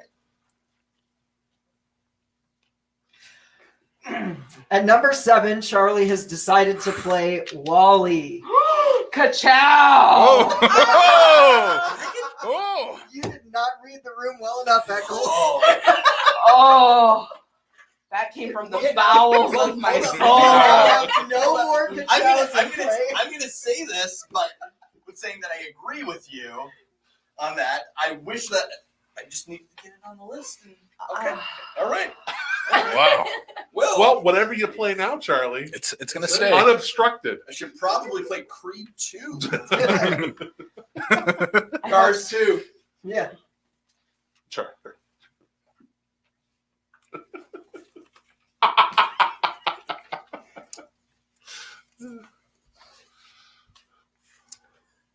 Charlie, we're all waiting on you, man. I know. This is dead air. Oh All right. no.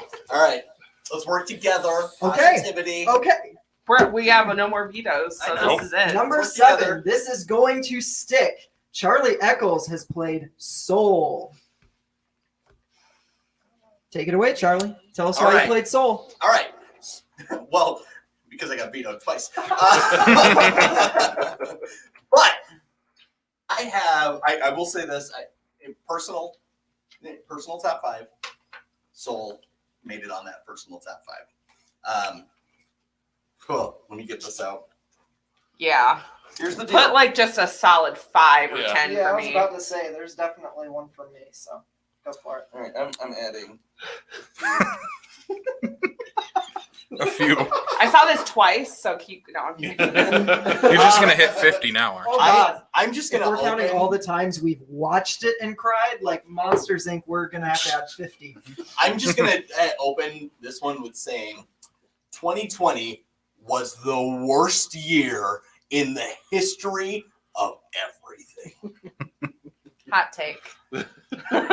Soul let me finally cry it out.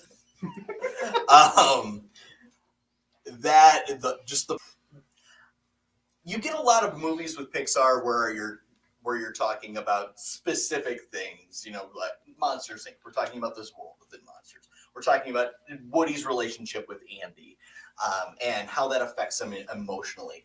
This is a very broad idea within Pixar of enjoying life, which was incredibly done. The animation in this was incredible. The music in this movie was absolutely incredible as well. And the incorporation of jazz music and a guy trying to really live his dream, and then getting his dream and finding out that's not what his life was really about. It was just about enjoying things moment to moment. Tina Fey as the comedic relief in this was fantastic. Jamie Foxx was very, very, very good as the lead in this movie. I think from beginning to end, solid movie. I would have played it higher. But I'm trying to work with everybody because I think there are a few movies that everybody wants on there. I think Fine. some of our sore spots have been exposed. Yeah, which is fine. I loved Soul. I thought it was a near perfect animated movie, and now we're getting into does Pixar do wrong? So They do. Cars too. But And Charlie, if you hadn't outed yourself about the crying, everybody else, Lori was outing you. as crying. my wife, who was sitting there, are you okay? On Christmas Day with my family all around. They do that. I'm Yeah. fine. this was one we watched twice in the first 2 days that we watched it. Maybe it might have been the same day that we watched it back to back. But yeah, this is for me. This is top 5 Pixar, but it would have been if it wouldn't have been vetoed for obvious reasons. But yeah, it's just a fantastic movie. Again, that animation in this movie is incredible. Of how they do the world that the souls all come from. The before is so simplistic, but also very much world building in its own right. But when you come to our world, that is probably some of the best, if not the best, use of actual our Earth animation in Pixar canon. I think it's just incredible work. This movie has a ton of soul in this movie. Yeah. It has so many great character arcs. It's kind of rare for any movie to nail 2 major character arcs within the same movie, but this movie does it and does it perfectly. I think the voice cast, like you said, Charlie, Jamie Foxx is incredible in this movie. Tina Fey is the comedic relief while also having a huge emotional character arc in this movie as well. And I think a lot of the comedy beats do hit pretty well. Again, talking animals has become a theme in Pixar movies where sometimes they don't work, sometimes they do. This one definitely does in terms of what they were trying to do within the story of the movie. But yeah, I love this movie. What a Christmas treat, right? To get this on Disney Plus, and not have to pay outside of your Disney Plus subscription. This I felt was like Disney was just like, let it out. Yeah, Just let it out. it's time for you to see this. Just feel again. Feel again. Yes.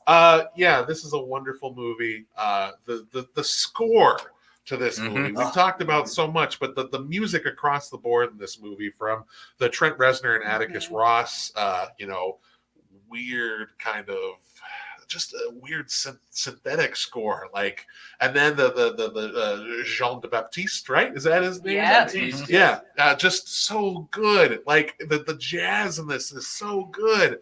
Like it's a great movie. And the thing about it is that you can turn on Disney Plus anytime and it's right there. And yet still, the day it came out on Blu-ray, I'm like, yeah, I probably should own that too. Like, so I got the 4K. So Bonus it's like, why not? features, baby. Yeah, bonus features. Yeah, this is a wonderful movie. I had it right about here on my list. Yeah, just wonderful. Yeah, this was my personal number 4. Yeah. But Yeah, I, I think I had this one out of a solid 4. I mean, I can't really add anything that hasn't been said. I also adored this movie. Thought it was just like visually striking, and with the score combination, like there were times that just like sort of took my breath away. Like when he first dies. Yeah. I think that's kind of what you're talking about, Keep Casey. going. Where like, It's fine. and okay, like here's where I'm maybe gonna cry on camera, but like you said, with everything that came with the year 2020, it was really nice to have a reminder of having a purpose in your life, and your passions and your professions don't necessarily define the person that you are. That there's, yeah. And the thing that struck me the most, honestly, or one of the scenes, was the barbershop. Yeah. And how that guy got to tell his story, and just how that's so relatable to so many people. Right. And he's happy. Like, it's not what he had thought, but circumstances arose. Yeah, I Thanks, Ashley. love. I forgot that was it. But it's like, I'm rich. That, yes. So there's nothing else to say after that, for sure. All right, real quick, I got a good hot take for you. Good hot take. Started 3 times, fell asleep every time, not top 10. Oh. Oh, who said that? Who's Jody? Boo! Boo this man! Look at this man. Pixar Countdown gets 2 Chappelle Show references. There's still time for a Give your third. sales pitch as to why someone should finish this movie and why it is where, you know. Was he 10 listening? Yeah, I know. I think we just pitched The it. 10-second sales pitch. It has one of the most emotionally investing 2 characters in all of Pixar canon, and it wholly pays off throughout this movie. And I mean, It has some listen, of like the watch most the whole. incredibly realistic. There's so many animation, Yeah. too. Cast, like Richard Iowata's in it. He's amazing. If that's how you say his I name. love the like hippie dude that holds the Graham sign on the Norton, yeah. I don't And know if he you like remember- is like basically trips into the soul David world. Diggs is in it. He Oh, just has yeah. a little bit part in it. Do you The guys guy with the remember when sucker. the trailer came out and everybody was screen sharing the gif of the cat stretching? Mhm. Because they literally thought they put a real cat in the Pixar. Yeah. Like, I mean, yeah, it's insane. You should definitely watch Finish this it, movie. yes. Finish Yeah. it. It's beautiful. It's incredible. Yes, I'm non-biased. Jess, your number 6 pick.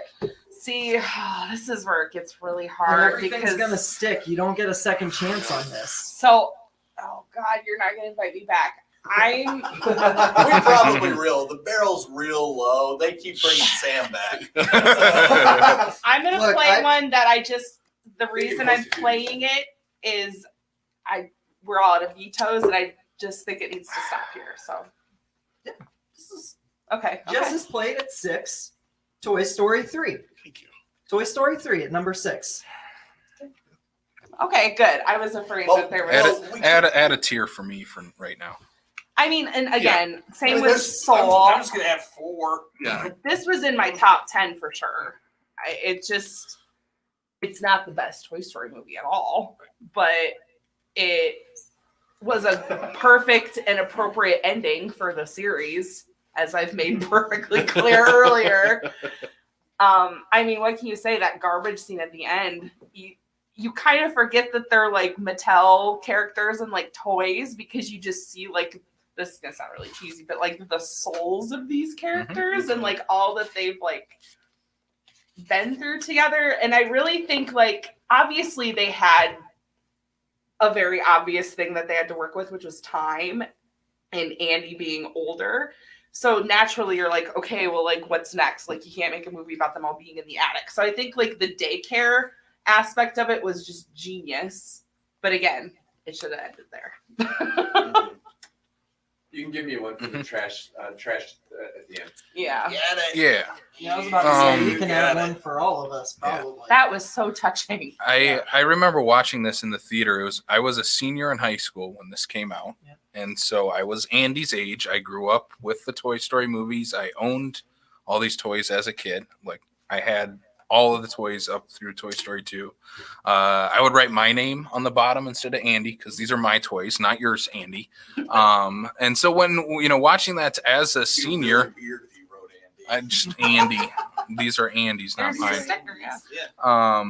But having grown up with these movies and then watching this movie as a senior in high school, being Andy's age and going through the same arc that he does in the movie, it hit me just completely differently than I ever thought it would watching it with my parents right next to me, trying not to cry as a 18-year-old in the theater. Like, don't cry during this. Like when they're on that conveyor belt, you're like, oh my God, they're going to kill my toys, not Andy's toys. They're going to kill my toys. And that's how it's going to end. And when it ends up with Andy with the toys again, and he gives them away, I'm like, that is the second time. It's like, you dirty PG,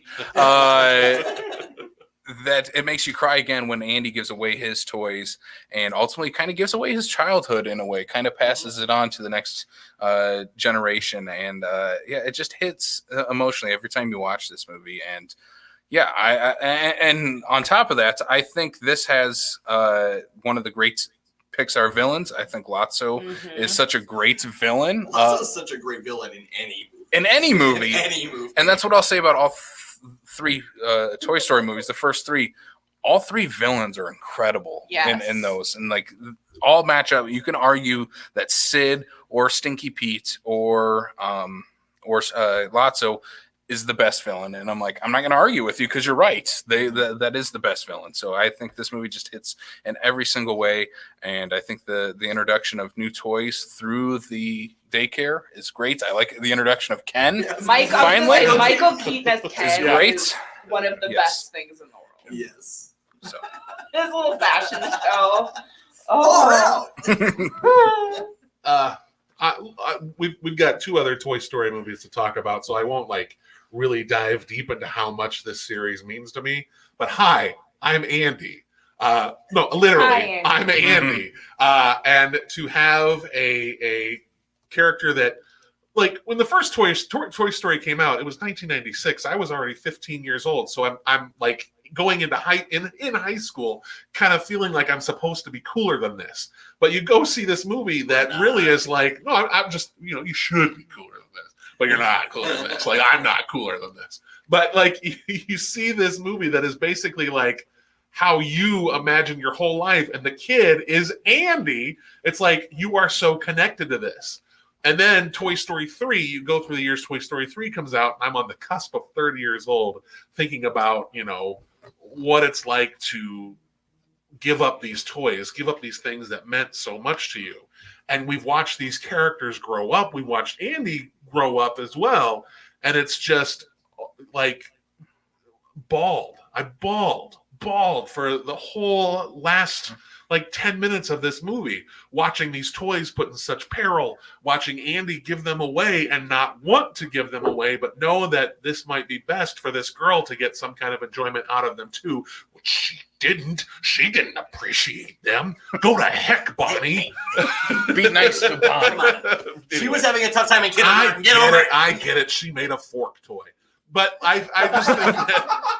But I think that this movie is incredibly effective. Technically. I know it's a sport. Maybe Bonnie should realize it's a sport and call it Sporky. It's fine, guys. Anyway, Toy Story 3, much better than Toy I think it does. I think this is a good spot for it. Yeah. I don't think there's anything more that I need to add about Toy Story 3. I don't know if I have the emotional connection that everybody does to the Toy Story franchise, because I have one other Pixar movie that I'm very emotionally connected to that I'm hoping makes it into at least that top 3. I know, that's what I'm nervous about. Yes. The number one now is like the 1 through for the 2 through 5. But this is a good spot for it. It's a good spot for it. I actually do enjoy 3 more than I like 2. Personally, it's a personal touch, but I can go back and forth. So Yeah. All right, Andy, you now have the next 2 picks, 5 and 4. Listen, this is where things get dicey, because the 5 movies that I think we are going to play are all very, very good. And it's just a matter of now it's what cards do you have in your hand and where can you play them? And so I love the 3 of you very, very much. Should we go through our 15? Yeah. let's read the list. Let's do that We'll while we build prep up. for Andy to break our hearts. All right, I wanted to give you a minute. we got 20, The Incredibles 2, 19, Cars 3, 18, Luca, 17, Onward, 16, Monsters University, 15, Finding Nemo, 14, Toy Story 4, 13, A Bug's Life, 12, Inside Out, 11, The Incredibles, 10, Up, 9, Brave, 8, Monsters Inc., 7, Soul, 6, Toy Story 3, and at number 5 we have... I'm so scared. Yeah, I know. You should be. I knew it. I knew it. Is this your Oh. personal fave? Andy has played Wally at no. number 5. I'm sorry, Jess. It's okay. Listen, I adore you, and I'm so glad that you agreed to do this panel, because it wouldn't be the same without 5 you. is my favorite number. Dudes This is talking fine. about cartoons. Yeah. I love Wally. I love Wally.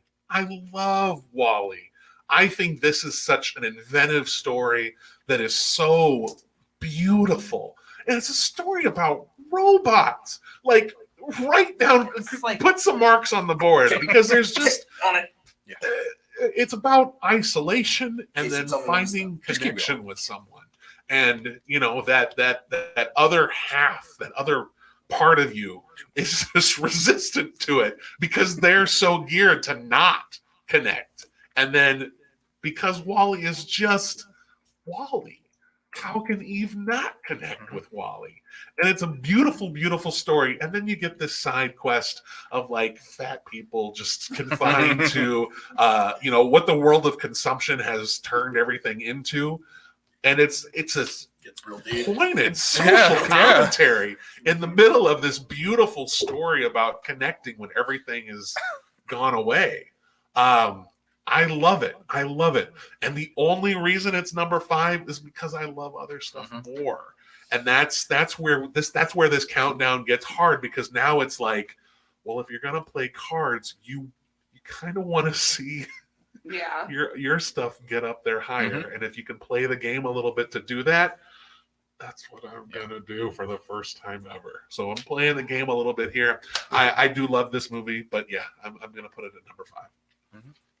I don't think I'm going to say anything on this one because this sounds like it's Jess's for number 1. So I'm going to let Jess kind of. I take mean, it away okay, on this. for the record, it kind of changed my top 2 throughout this process, but Wally is just like a consistent presence in my life, because this is just a movie I'll put on when I've had a bad day or I just need something to like relax to, because the score by Thomas Newman and those scenes where he's like dancing in the sky are just like, oh, it's like dipping yourself in a pool on a day like today. It's just wonderful. And the way they use, like, shocker, you guys, I'm really into musical theater. Really? Yeah. So the fact that they like put Hello Dolly as like sort of a secondary soundtrack to like his love story and stuff, like I just eat that up like Doritos. Like it's just the best thing ever. And I kind of always have a sweet spot for any sort of like social commentary for children type thing, just because I think especially with this movie too, like people can see as like time goes on that it's becoming a little more relevant, especially with like, you know, the space race between Jeff Bezos and Richard Branson, and how Amazon is like taking over the world. And yeah, you did it. You did it! Yeah. So I don't know. I could just keep going on. It was bound to happen. It's okay. We need a Bo Burnham shout out when applicable. So yeah, I get that it's a personal preference thing, but this is just like Yeah. Jessica's world Yeah. that she wants to live in. Besides, like this, apocalypse stuff. But Yeah, Wall-E is it's a perfect movie. Like, there's nothing wrong with Wall-E, and I think it's the best love story out of any Pixar movie, easily for me. Like, Wall-E and Eve is just, and that's the tough thing, and that's kind of what the big magic trick of this movie is that they're two inanimate characters, whereas, like, obviously they're just both robots, and you have so much emotional connection between the two of them and their relationship with each other that you just immediately fall in love with them. I like that the first third of this movie is basically a silent movie. Besides some of the the Hello Dolly scenes and some of the flashbacks to what the Earth used to be and stuff. I also love that there's a huge emotional arc of this movie of the captain of the ship walking. Like, that's his character arc, because he walks for the first time ever. I'm like, if that isn't so great social commentary, I don't know what is, because unfortunately I do see the way our society is right now leaning more towards a Wall-E type of future than a lot of other movies have presented. Go watch it. Yeah, just watch it. Watch it and make sure that doesn't happen, please. And I think obviously with all the characters, all the human characters falling in love with Wall-E, it's impossible for us as the audience to not do the same as well. It just has that emotional impact throughout the movie, where a lot of Pixar movies like Up has it at the beginning, or Soul or Monsters Inc. has it at the end. This movie has that emotional impact throughout the movie. Mm-hmm. All right. We have a number 4 from Andy. So it's probably gonna be my number 2. It might very well be. All right. And at number 4, Andy has decided to play Ratatouille, which is, from Jess's expression, probably her number 2. I don't want to say anything else because it'll give away what I'm going to do for one. But Yeah. Ratatouille is probably one of the most purely entertaining Pixar movies. Mm-hmm. Just hilarious, heartfelt. Like, this is the first Pixar. Is this the no? I think Incredibles came before this. Never mind. I was going to say this is the first of Brad Bird's Pixar run, but that's not valid. So never mind. But I just think this movie is incredibly charming. This was one that I have been rewatching the most for this countdown, just to kind of see where it falls for me. And I have fallen more and more in love with this movie from rewatching it. It might be the most rewatchable of the Pixar movies for me. Yeah, and the whole notion of a critic, I can kind of connect with that just a little bit. And I think for that too, there's this idea of nostalgia that I think a lot of critics kind of battle with, of oh, I liked it then and it's never going to measure up to how it was then. And then you have it and it brings back all of these feelings of what it was like before, and just you fall in love with it all over again. And I think that's kind of the sign of a good movie, is the one that you see and you remember how it made you feel the first time you watched it, and then you watch it again and it's like you're automatically transported back to that feeling and you fall in love with it all over again. And this is that. This is also that anybody can be whoever they want to be. It doesn't matter who you are. You just need to love it and go for it. And I think that is a super positive message. And this movie is wonderful. Like I said, the only reason it's number 4, as you see on my cards, there are little numbers as to where they would fall on my list. Oh, wow. And this might be a little bit higher than that. That 7 might be higher than it should be. I think 4 is a perfect spot for this. I love this movie. I just think that there are 3 other movies that I love just a little bit more.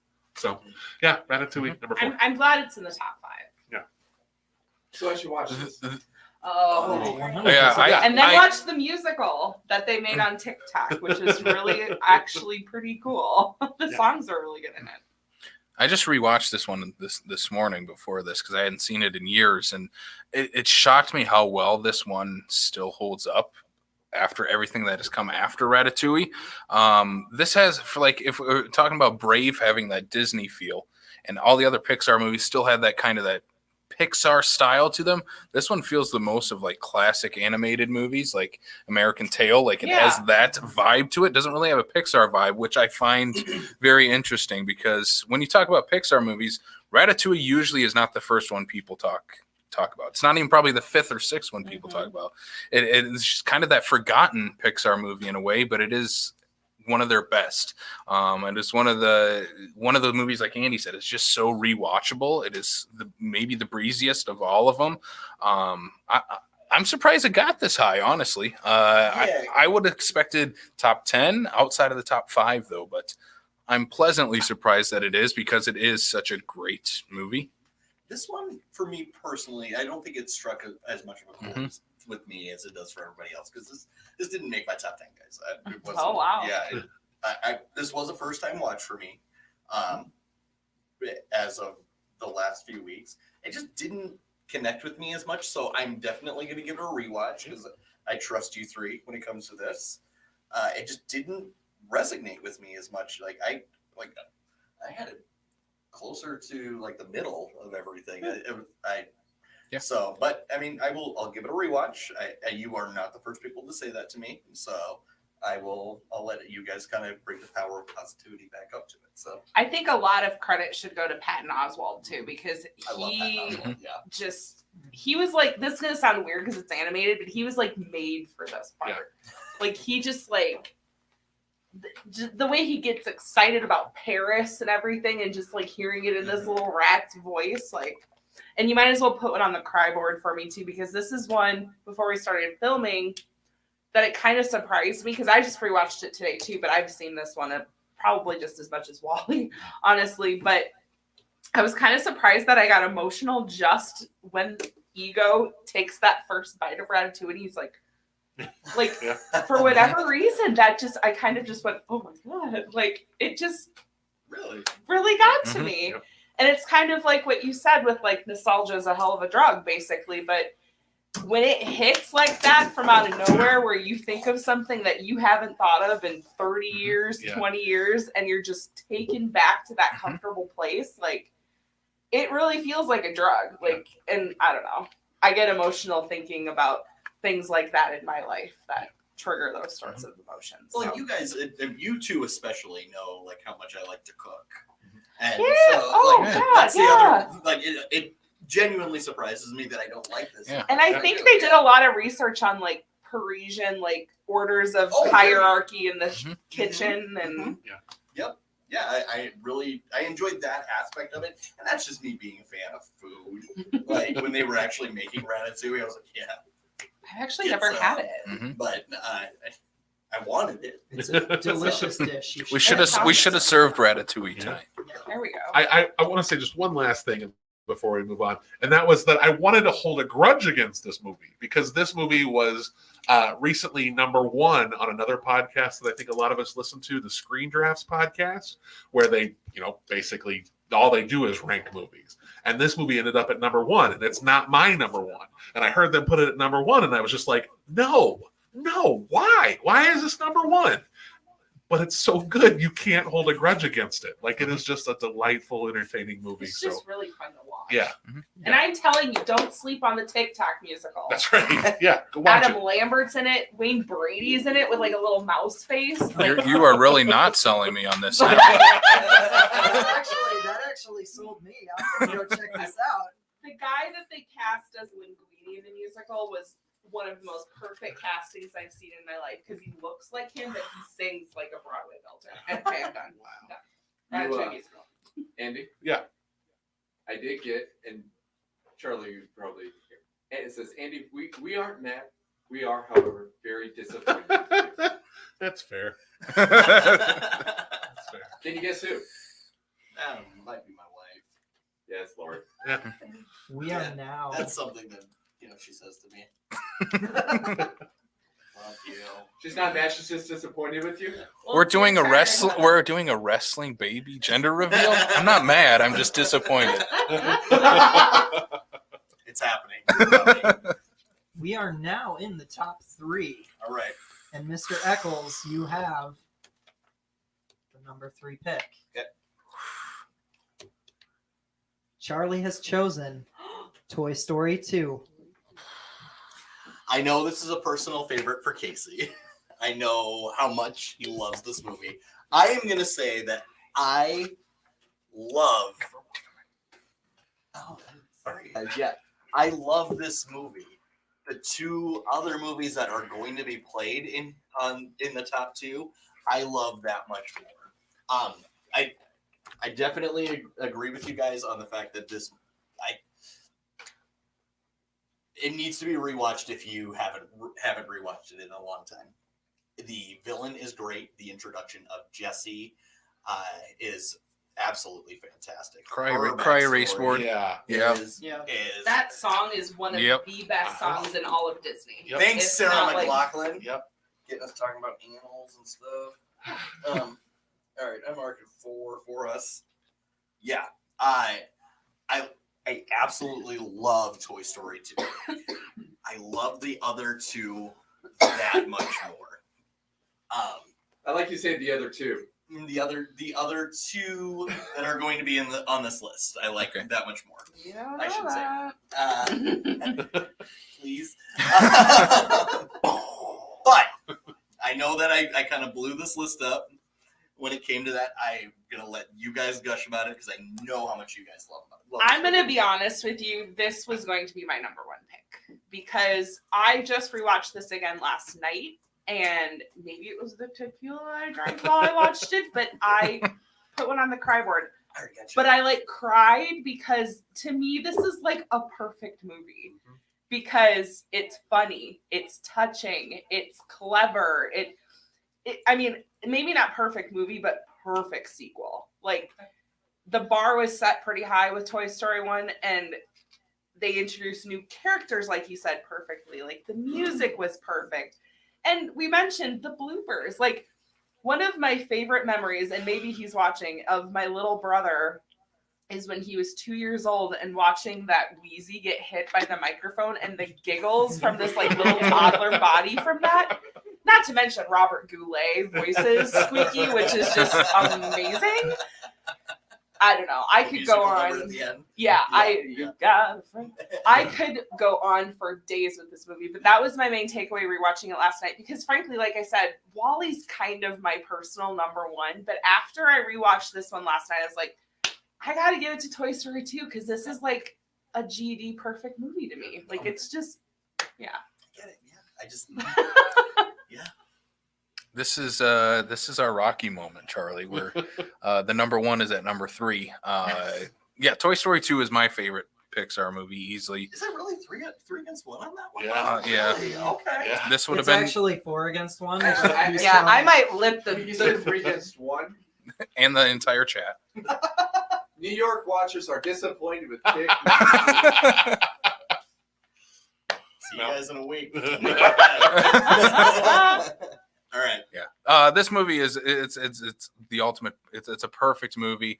It is a movie that takes that original movie and just builds upon it, and expands the entire universe of the Toy Story world perfectly. All the new characters introduced fit in so well with everybody else.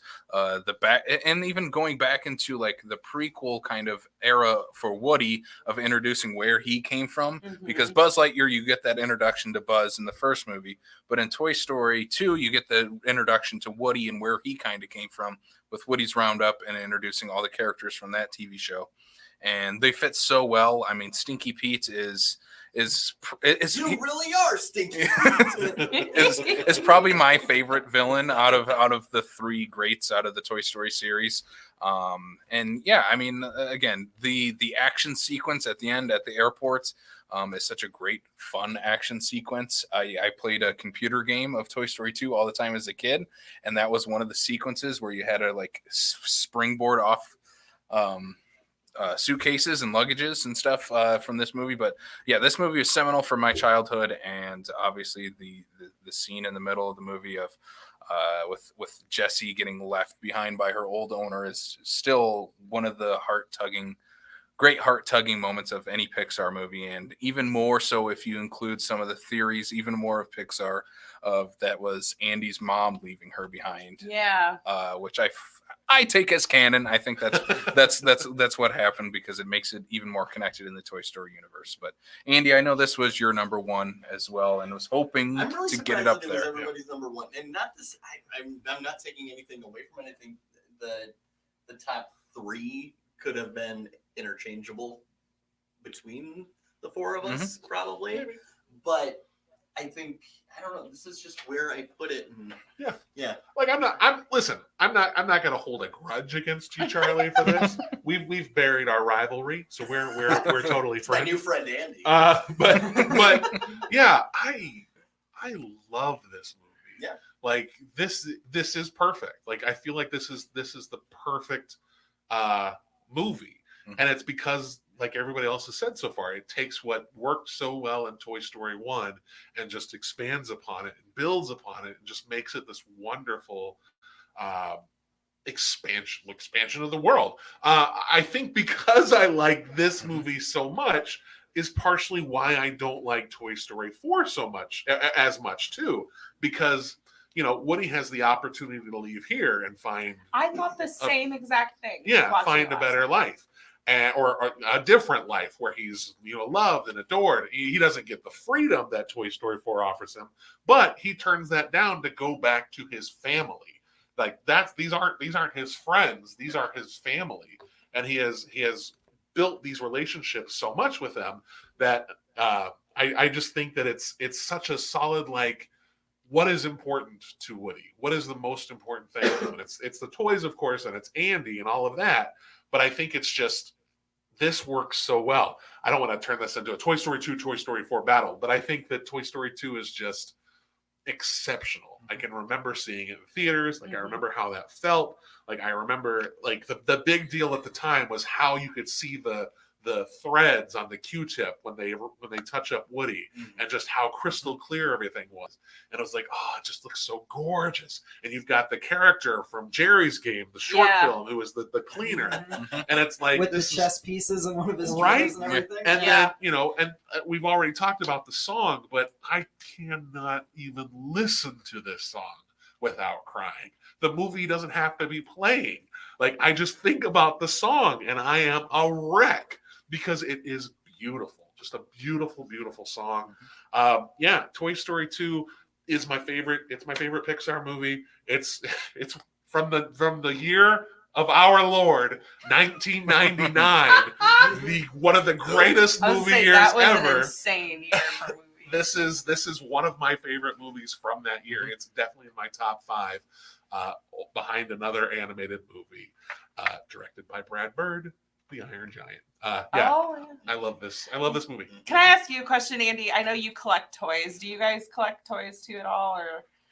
I have like china cabinets of like retro Disney toys, and I felt a little bit of guilt rewatching this last night because I was like, should I let my nephew play with these and like not just like have them sit in these cabinets? But then I quickly was like, well, no. Yeah, I think of that all the time. Like I still have my Cabbage Patch Kid doll that I got when I was 2 or 3, and I still have my stuffed Alf from when I was like 4 or 5. I still own them. They're in a box in the basement. And every time I think about Toy Story, I think about how bad I feel that they're in a box in the basement instead of being like, why aren't they just upstairs hanging out so that I can, see them every day? Movies traumatized an entire generation. They really did. Well, speaking of the toys part, we have to also bring up, since we talked about cars earlier being made for toys, Toy Story did it better, and introducing all these new characters. Obviously, you got to sell more toys, but the toys that came out of this are incredible, including, I talked about, Woody's origin story with Woody's Roundup. You have to also include Buzz Lightyear and Zurg, and the introduction of Zurg into the universe. That whole opening with the video game is awesome, and because they kind of make it seem like it's going to be a typical like blockbustery sequel, Right. and then they flip it right away. And Rex's like reaction of trying to finally defeat Zurg. That is why he's the only dinosaur that needs to be on this list. One of the joke answers I wrote down is Buzz Lightyear of Star Command, which is a direct result of this movie and the success. But it's actually a really good movie. It is actually a really good movie and a really good series. Disney Plus, please put both on your streaming service. I should have got that one. I have it on VHS, the movie. But yeah, I love all the introduction of the new characters, and we had to bring up Zurg because he is one of the greats. And with that, also we need to talk about. You guys are distracting me with my all these joke answers of writing down the same thing that I'm obviously going to hand over to Sam to pay this off even more so. But yeah, I love Toy Story 2, should be number one. But should we go to number 2? Toy Story 2 also has one of the best sight gags with the Butte, Montana sticker going across the Buzz's backside. Yeah. Also, I the joke I was trying to get to is Buzz Lightyear playing catch with Zurg. He's just playing a catch. For number 2, Casey has decided to play Natural Born Killers. The best Pixar movie ever. If it is a comedy, number one comedy of the 90s. Yeah. Blake, if you're watching, I'm so glad I did not take it off of you, Sam. Andy and I both texted each other separately and said we were going to play that with Sam if we get number 1.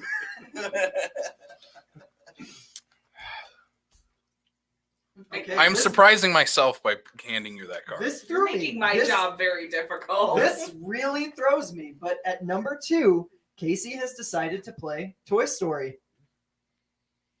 That leaves the ultimate decision of number 1 to Jess. I which- want to be like such an a-hole now. Oh no!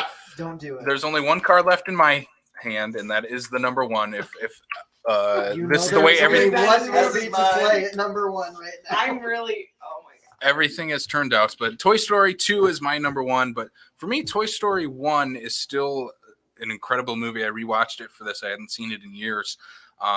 And the thing with this is obviously it is the first Pixar movie. The animation is the weakest aspect of this. But it's super strong. But it's super strong at the time when this movie came out. And I mean, still watching this, the storytelling overtakes that completely.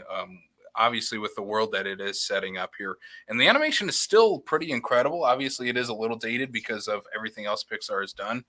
Even the jump from Toy Story 1 to Toy Story 2, there's a huge jump in quality, but not taking away from the first Toy Story. For the first time in my life, I had seen this movie a million times.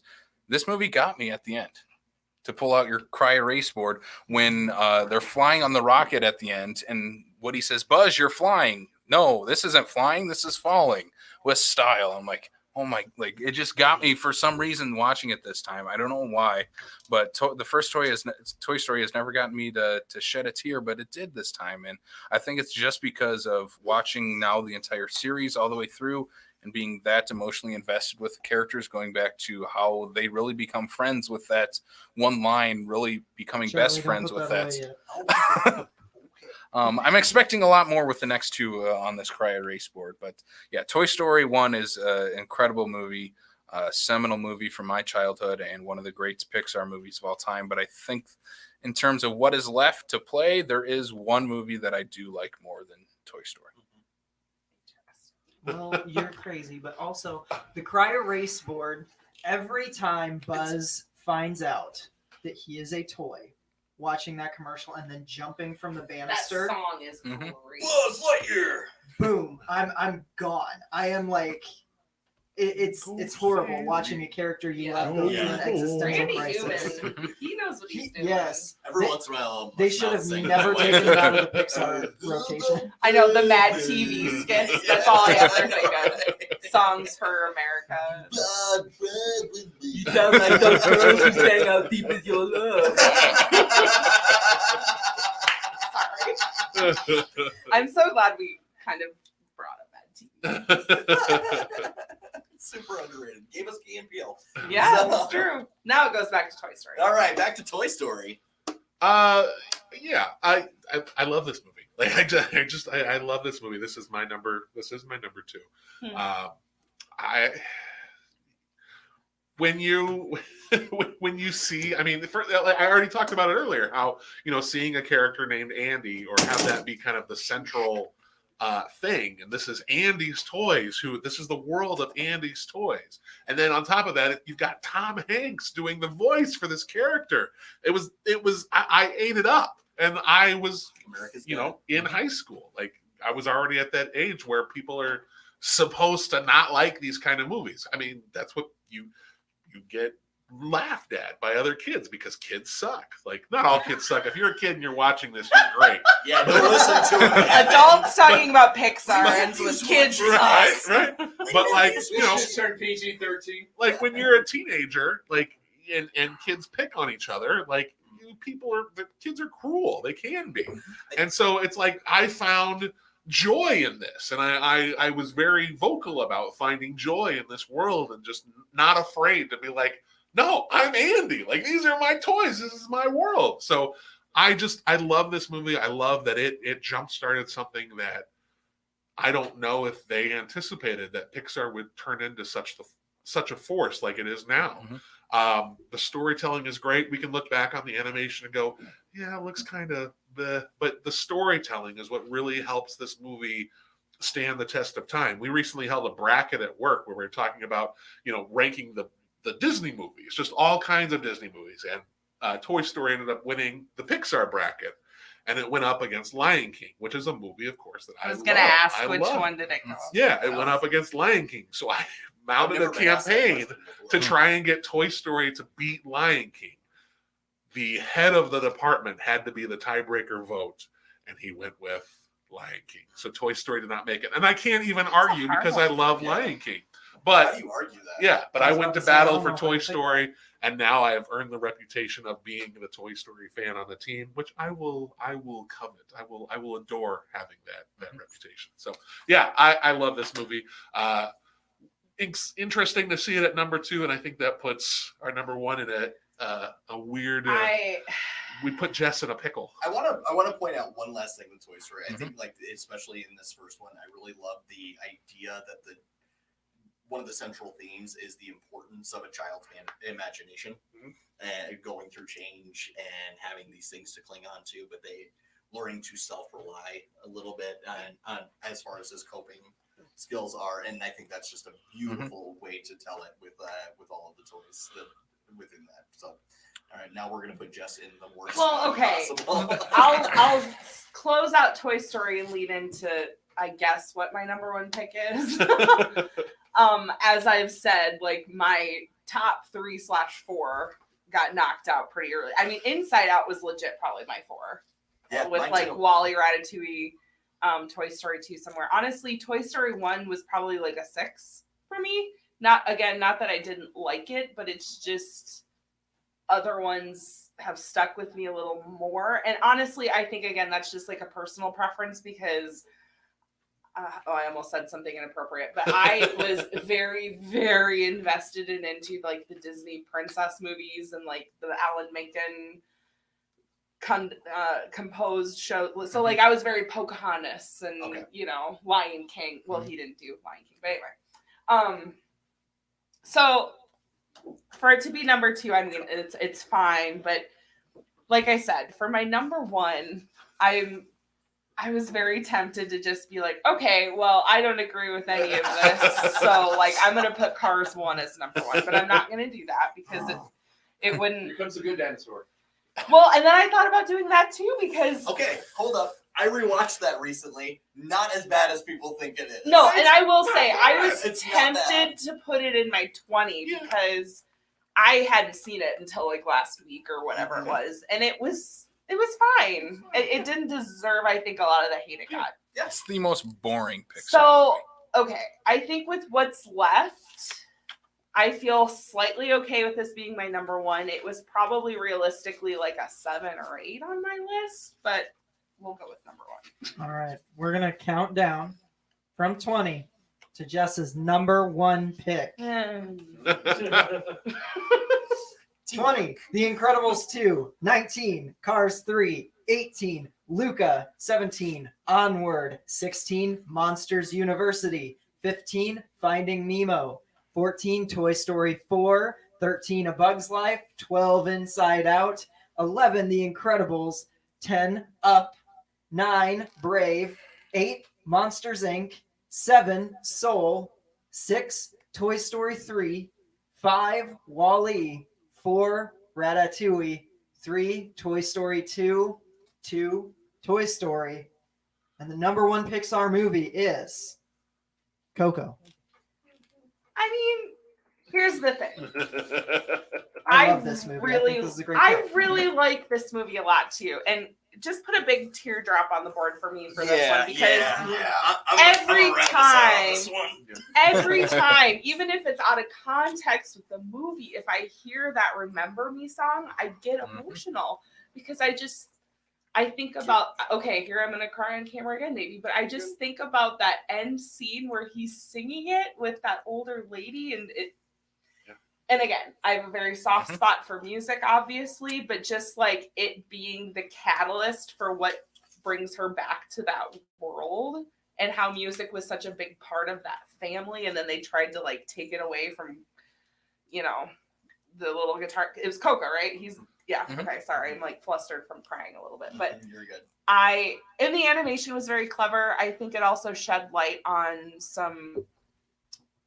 some things that don't really get a lot of attention, that being like Mexican culture and like that Day of the Dead, you know, because we learned a little bit about it in school, but I think this really shed a lot more light culturally to like why this is an important festival. So yeah, it had like a little bit of a twist. It had good world building, and I'm fine with it being there. This is the funny spot of this countdown is that we only have 24 movies to work with, and I think we're all pretty in agreement like what 4 movies might need to be on the outside, and it's just trying to put everything else in there, and then it gets to a point where it's like, how do you rank these things? I think Coco is great. I'm amazed with how it has kind of risen up my personal rankings over time, but I'm not too surprised because I got to remember when I was sitting in the theaters watching it, how I turned into a puddle. Like not just a guy crying, I turned into a puddle. Like it was a mess. It was just a mess. It was a bawling disaster of a human being.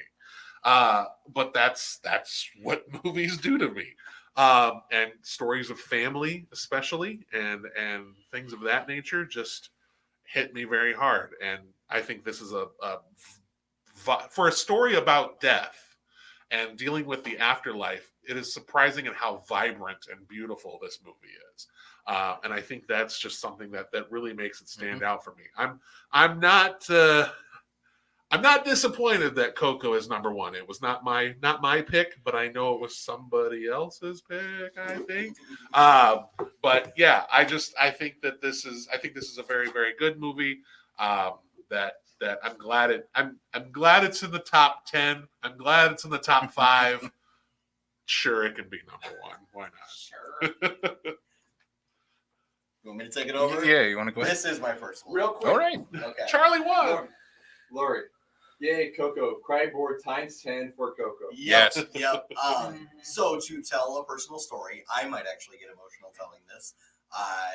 Right after this movie came out, we lost my grandmother. So I have a very deep personal connection with this movie. Mainly because I have a very deep personal connection with my own grandmother. I thought the animation in this movie. Oh shoot, I am crying. All right. The animation in this movie moved me the first time I saw this. Like just that opening sequence when the walkway has opened, you see all the colors and all the houses, like literally took my breath away. Coco is probably one of my top 20 favorite movies of all time, for me personally at this point. Not and a lot of that is personal bias, and I obviously get that. But that the music in this movie is so incredible to add that, the way that they added it, and adding into the culture. Like I love the one little bit that they have in there where his grandmother said, "Eat more tamales," and he's like, "No, I'm full." I said, "Eat more tamales." And that was my grandma, and that was everybody's. I think a lot of people's experience with their family, and having discovered different parts of who you are and feeling the whole story. Also, my dog is Dante. If you've met Casey's met my dog is Dante. Yeah. So I'll show you guys all a picture at the end of this. But so I have a very deep personal connection with this. But I think even if I didn't, this might have cracked my top 2 or 3 because of the story is so fluent, so emotional throughout the entire thing. Learning more about Miguel and where he comes from, not just from a geographical location, but also finding out like his grandfather was a musician. That's why this feels so natural for me to be a musician. And then discovering who his actual grandfather was, like that scene where he's giving his blessing, like that was another. I just kind of, and it, yeah, I love this movie. This was my personal number 1 for a lot of different reasons, and I'm very happy that it's at number 1. I'm sorry that Toy Story 2 is not number 1, guys. I was gonna say, I guess the letter C won. Yeah, I ended up winning. So, but I'm very happy to see this at number 1 because I do legitimately think this is Pixar's best work. So this was my number 2 after Toy Story 2. So if that wasn't going to make it, then Coco was the one I was going to push towards the top because I'd be living live. But yeah, everything you guys have said is how I feel about this movie as well. Because for me as a kid, Dia dos Muertos, I'm probably pronouncing that wrong. Day of the Dead, because I'm American, I'm not going to try to pronounce it again. Is one of my favorite holidays as a kid because we celebrated it in school every single year, and we'd always get a spooky like candy, Mexican candy, and it was always great to have that. And as a spooky kid, it was like, yeah, besides Halloween, this is the best holiday ever because it is also very spooky, and this movie has that as well for kids. But I think in terms of like Pixar movies, this is maybe the least kid-friendly in a way, or at least the most mature out of any Pixar movie. See, I felt that way about Soul. Yeah. Yeah, I felt that definitely. about Soul. I think what changes that for me is Soul, like the before, is kind of very kid-friendly, and kids can kind of understand that simple animation as well. Whereas this one it does have that sort of with a lot of vibrant colors, but the storytelling of the movie is so mature. And I think that's one thing that is great about Pixar. It's never dumbed down for kids, at least the great ones are. Looking at you, Cars. But where everything else is elevated for kids, it's not treating them like kids. It's treating them like adults and being able to understand this type of storytelling. And Coco is the greatest one of the greatest examples of that for me. Yeah. So yeah, I love Coco. It's my number 2. It should be easily top 5 for everybody.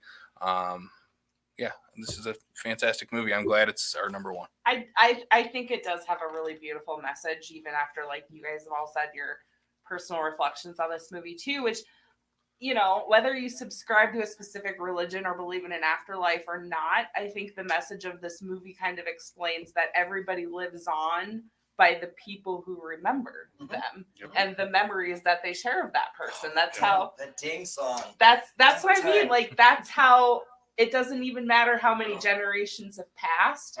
You tell those stories of the people who come before you and have shaped your family and yourself. And I think that's a really important message to have, especially if you're dealing with a loss, which a lot of people have recently. And nobody's ever truly gone forever if they can live on through the people that they've loved and impacted. So that's a beautiful way to end this.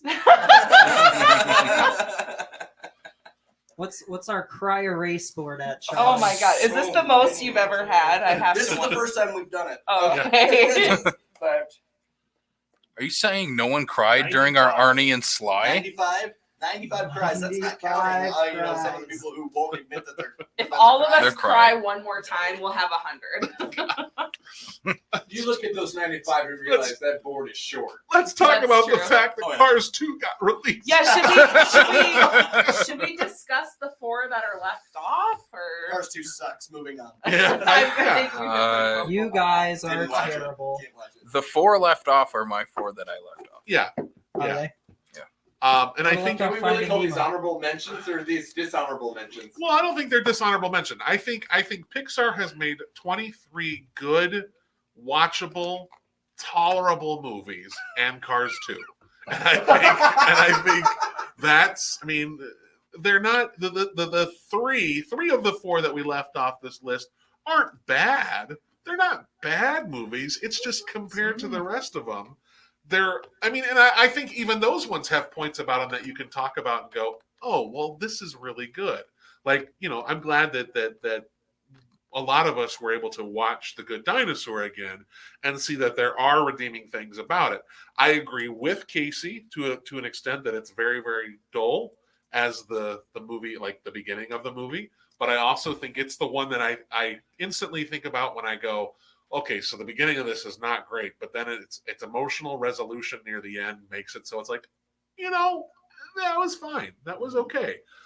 Finding Dory, I have to say, I hated that movie. Yeah. Did you? And I don't know if it's because this is the first time I've seen it, because Sure. I've just haven't really been interested. And it kind of touches on what you're talking about with Ellen, because it was so Ellen. And I was Yeah. like, just stop Right. talking. Yeah. Now, I watched that with my nephews the first time that I watched it, and I think that might have skewed. Yeah. I had Finding Dory at number 20. Yeah. And I had was it, a little at bit. 20. I had it very reluctantly at number 20. I'm really glad you Yeah. didn't get A then, Charlie. Yeah. So that's where I started with that. But I mean, I have a very, very high dislike for the Cars movies. So It was just wasted Yeah. potential. And again, it was kind of like the Toy Story 4 thing with me, where it was like, why did you do this? Yeah, it was a sequel that wasn't necessary. Yeah. So, yeah, and Should we end on a positive note, though, guys? Positive? I think all Positivity? 4 of us Let's are be positive positive. that Cars 2 sucks. That's not the positive. we're talking about, Andy. I think I hated Finding Dory more, honestly. Oh, wow. Randy Wow. Newman's gonna copyright us. All right. Randy Well, Newman gonna copyright us if we start singing "You Got a Friend in Me" to end this whole thing. Kumbaya You You might be style. more offended with the guys, crude we impression. still have tickets to give away. Yes. Oh, yeah. Yeah. That's a Brian, do positive we note. have a commenter that needs 2 tickets to a magic show? Do they? Do we? Do we? Actually, so far, the one I've appreciated the most so far, though, is Andy. We aren't mad. We're just, however, very disappointed. Yeah, that makes with sense. you. From Lori? That is a great comment. It is Thursday, July 29th. Show the tickets. Lori, these are yours to take Charlie If you're free. if you're free. We give them to somebody else if they find their calendars. Nobody look. Babe, is that when you have your conference? Or do you get back on Wednesday? I think you get back on Wednesday. She's fine. Yeah, she's good. Okay. She's good. All right, Charlie, I will let you deliver these then to your wife. Congratulations, Lori. Go see magic. All right. Once again, this is Jess Johannsen, Charlie Eccles, Casey Kelderman, and Andy Heller. And I am Sam Lenz. This is Backlot 605. Go ahead and like and subscribe. We're on Facebook, Twitter, Instagram at Backlot 605. You can catch us anywhere that you get podcasts, Apple, Stitcher, Google Play, Spotify. So check us out, and we hope to be doing more of these live shows in the future. So that's the sign off. We'll catch you later. Bye. I'm glad that Cole Cabana lives in you. That